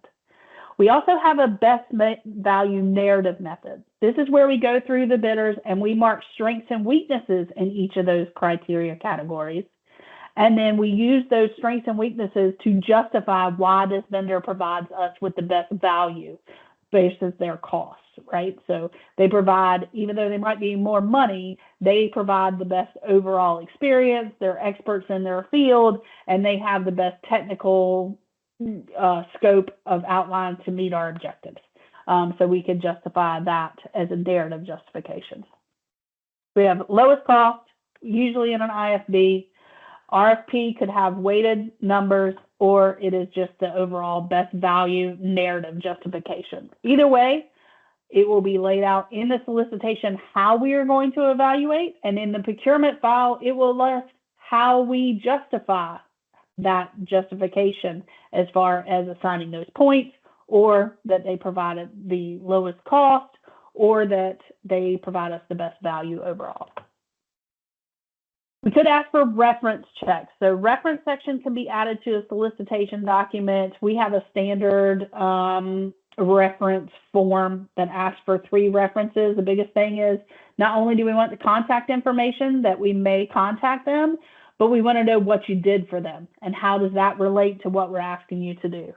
So usually references are used to confirm that the vendor has done what they said they have done, and that they've provided the same size and scope and job performance. The state will ask the references all the same questions. We want to ask one reference this something different than what we ask the other reference. Just be on the lookout that you must provide or that you may provide. Usually it's going to be must, that you have to have that with your bid proposal. Clarifications and BAFOs, these documents are very different, but they're used during the evaluation phase. Clarifications are sent to the vendor to confirm their offer during the evaluation. So this is usually a yes or no confirmation. We're clarifying something that was very unclear in your proposal. We're not asking you to provide any additional information that wasn't already provided with your initial proposal. And you cannot alternate your price with a request for clarification. It's usually like vendor states that it will provide blah, blah, blah, and that doesn't make any sense. So did you really mean you would provide XYZ? Yes or no. It could be that your pricing was off. So it could be that we asked for 5 widgets. You told us that they were $2 a piece and your total price is $12 because you didn't do math. Do you really mean $10? So it could be to verify price, but it's not asking you to alter the fact that you told us they were $2. BAFO is different. So if we get into an RFP and you take exceptions to our terms and conditions, or the pricing is too much and we don't have enough funding for it, or if you give us a timeline and we don't like that timeline and we want to negotiate that timeline, we could talk about it over email, over the phone, with our legal attorneys, whatnot. Whatever is confirmed in those negotiations to be then part of the contract is confirmed on a BAFO document. So it could be to change what's in a vendor's proposal. It is confirmed on this document. We both sign it. It becomes part of the contract. Executive Order 50 is an attachment in the back of IFBs because it is only for goods purchased. It was set up when Bev Perdue was our governor in an effort to try to keep some things within North Carolina. The vendor indicates with this attachment that they, 1, want to participate, and then 2, that they are headquartered in North Carolina. It has to be notarized. The vendor, so what happens is when we get the bids back, if a vendor has indicated that they want to participate in the Executive Order 50. The vendor has to be within 5% or $10,000 of an out-of-state vendor. And then we ask, will you match the out-of-state vendor's pricing to keep those dollars within North Carolina? It's on goods only. It is a separate attachment that is attached to the IFB if it's for goods. Any questions on the evaluation piece? So no questions in the chat, and if no, yes, we have a hand raised by Andrew. Yes, on the last one, you said that the match was for if they were out of state. Yeah, so the match is for goods only. So it's only in IFBs because it's for goods purchases, formal bids. Okay. If a in-state vendor can say, yes, I want to participate in Executive Order 50 when they submit their bid. And let's say that they came in at $50,000. And the next vendor that's an out-of-state vendor came in at $49,000. They are within $10,000. So we would reach out to the North Carolina vendor that's $10,000 more and say, hey, an out-of-state vendor gave a bid of $49,000. Will you match $49,000 to keep those dollars in North Carolina? Okay.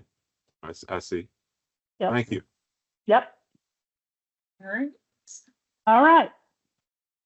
We're to the award process. Woo! You have now done all the jazz to submit your bids. You have given your quotes. You now have provide all the services. We're going to give you an award. So we're going to talk about the notices that you get. We're going to talk about purchase orders and then invoicing to get you paid. So the award notification usually comes from the purchasing office. We usually send you a certification of award memo, especially for a formal bid that outlines the very minimum amount of information, how much money this is, what the term is, and then now you can talk to the guy that turns the wrench. So here's all of his information to be able to talk to him and have a kickoff meeting. So all the documentation will be attached to e-procurement, including the fully executed contract, which is not only the solicitation, but your proposal back, any addendums, and any requests for clarification, any BAFOs, all of that will be then attached, executed, and put into e-procurement as an attachment. You will receive a purchase order for those goods or services. The award will be posted to EVP within 3 days of those final approvals to go, so that now everybody else that bid can see those approvals out there. Once the contract award is received, the vendor can then talk to our contract administrator. So you can now talk to the guy that turns the wrench. All right, so on that purchase order, there could be additional information for you. It's going to be a description of the items or service, the bid, the contract number, accounting codes, pricing, delivery schedule, payment terms, the effective days of the contract, transportation and freight. Remember, we're going to have two different lines there because we want to make sure that our shipping is a service and not a good. So it should be 2 lines on your purchase order that's associated to the commodity code for shipping or the goods. Any terms and conditions, and then we have the ability to put comments to vendors on the purchase order. Make sure you look at that area because there could be something that says, hey, we don't have a loading dock. So even if it's a small purchase and you are delivering 500 batteries that weigh 10 pounds a piece, you probably need to know that we don't have a loading dock. So just be mindful that there is a comments to vendors, even for small purchases on a purchase order. Make sure you look at that. Buyer and contract administrator confirmation. So there could be more people, maybe the whole time you've been talking to the purchasing office and now you're going to talk to the guy that turns the wrench. His contact information could be in those comments as well. So when you start to invoice for those services, the vendor is to invoice whoever the bill to address is on that PO. Include in your invoice the description of the services completed, purchase order number, contract number, some of these purchase orders for building maintenance, I know with us, we have something like boiler maintenances for all the buildings in the downtown complex. We're going to have a line by line of those particular buildings. Make sure that your invoice matches whatever your PO is, because that's how accounting pays. And to be able to pay it faster, if your invoices matches the lines of your POs, it's literally a match up and go. If it's different and there's different monies and there's different all of that, it can become a jumbled up mess between purchasing, accounting, and the contract administrator. So a good rule of thumb is make sure that your invoice matches the PO. It has the correct PO number. Know that if it is a 3-year contract, you very well could get a new PO for every year of that contract. So make sure it's the right PO number as well. We typically pay net 30. We at DOA have the best fiscal management office in all of state government. So we pay a lot quicker than that, but know that net 30 is from the time that your invoice is approved and it is received from fiscal. They have 30 days. That's in our standard terms and conditions to give you payment. We do not pay for anything up front. Everything is paid once services are received. Do not, during the bid process, go and start ordering supplies. You're not guaranteed any contract until award. So if there are dates that you have to meet, make sure that you include in your timeline for any contracts that you include any kind of supply order timeline. Know that. And so only order supplies once you are guaranteed award, and then you can move forward with the project. We do have the capability for electronic payment now. So that is found under the Office of the State Comptroller. You can simply Google, or this website gives you some information on EFT transfers.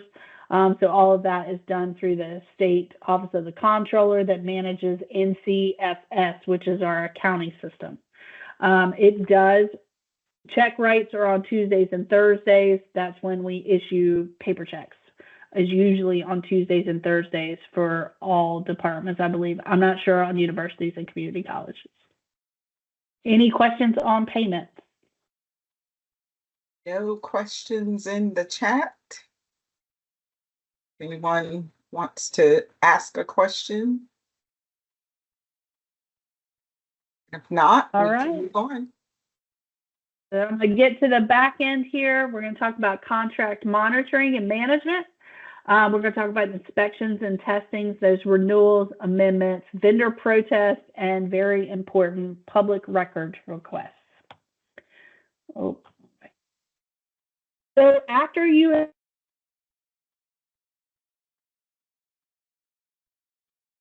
and we are Can you hear me? Yes. Can you hear me now? Yes. Okay. My earphones have died. All right. After you have gone through the bid process and you have an actual contract, it is always a good idea to meet with your contract administrator and set up a kickoff meeting. During that meeting, you can clarify terms and conditions of that contract, make sure that everybody knows what the goals and objectives are, where the delivery times and dates and expectations are. Communicate those roles and responsibilities. Maybe your sales guy submitted the bid, but now you have technicians that are actually going to do the work. Make sure everybody has everybody's contact information, things like that. It's always a good idea. So if your contract administrator hasn't reached out to you, you reach out to them to set up that meeting and make sure that everything's running smoothly. You did all this work to set up this contract. We did all this work to set up the contract. It is a big deal to have one. We want to make sure that it runs smoothly. And the best way to do that is to get on the same page in the beginning. There are inspections and testing. If it is a simple goods purchase, just know that we will notify you, and we have the ability within e-procurement to receive those goods once we've received them. It will also automatically notify you through e-procurement, as well as we probably would reach out if we had damaged goods or an inaccurate order or a late shipment. Know that we are FOB, so the problem on getting the goods to us in shipping and whatnot is your problem until we receive it in e-procurement, and then it becomes our problem. So if there's any kind of shipping delays, just let us know. Any kind of inaccurate order, if something's on back order, just simply let us know, so that we have then the ability to do what we need to do to make sure we can meet our deadlines and objectives. Invoices will not be paid until the using agency completes the inspections of goods and services. So when we hit receive in e-procurement, you may then invoice. Delivery is not being considered. So if we have something that you're installing, it's not considered installed until the waste and debris and that piece of equipment is up and running. That's when then we would sign off and say that has been received. Vendor complaints. We know that things happen. We know that our contract administrators know what's in their contracts. That is our first line of defense to deal with any complaints. So they inspect those goods and services, and then they document. So lots of times they have their own contract administration procedures set up within the agency on how they deal with complaints. So they can reach out directly. Do everything in your best effort to work with them. They want to work with you because it's like I said, a big pain to put these together. And we don't want to have to do a contract before our term is up. We'd much rather try to fix any problems to move forward. If you get to the point where a contract administrator can't fix their problem, they potentially could come to the purchasing office and say, hey, these are the problems I'm having. I need to issue a formal vendor complaint. If you receive a formal vendor complaint from the purchase office, take it seriously. That means that the contract administrator has documented that they have emailed you, phone called you, meeting with you to try to fix the problem, and they can't get anywhere. So now they're coming to me to make sure that I'm telling you, you're now in breach of contract. You will only be held to what is in your contract. So it's up to you to know what's in that scope of work, to know that you're doing what is expected of you. And that is where in a formal vendor complaint, it will actually identify section 5.1b of your scope of work says you're supposed to do XYZ and you're not doing it. Therefore, we're finding you in breach. You have 30 days to fix this problem. You have 10 days to respond that you got this letter and that you are going to fix the problem. If you feel like that response to that problem is not adequate in the action to cure, you could always respond back to that letter and say, 1, I don't agree with this complaint, or 2, this is what we'll do to fix the problem. So everybody becomes agreed upon. It becomes part of the contract that we have this now documented. Everybody signs it. We then continue on with our contract. Just know that if you get a formal complaint, there are deadlines and actions that you have to take. Renewals through the life of a contract, renewals are written up front. So 1 year, 2 optional renewals if it's a standard 3-year contract. Renewals are in the option of the state. There could be many reasons as to why we don't opt to use a renewal. It could be funding. It could be we no longer need these services. It could be that the building's going under construction. It could be anything. Who knows? But renewals are written up front that we can use them if needed.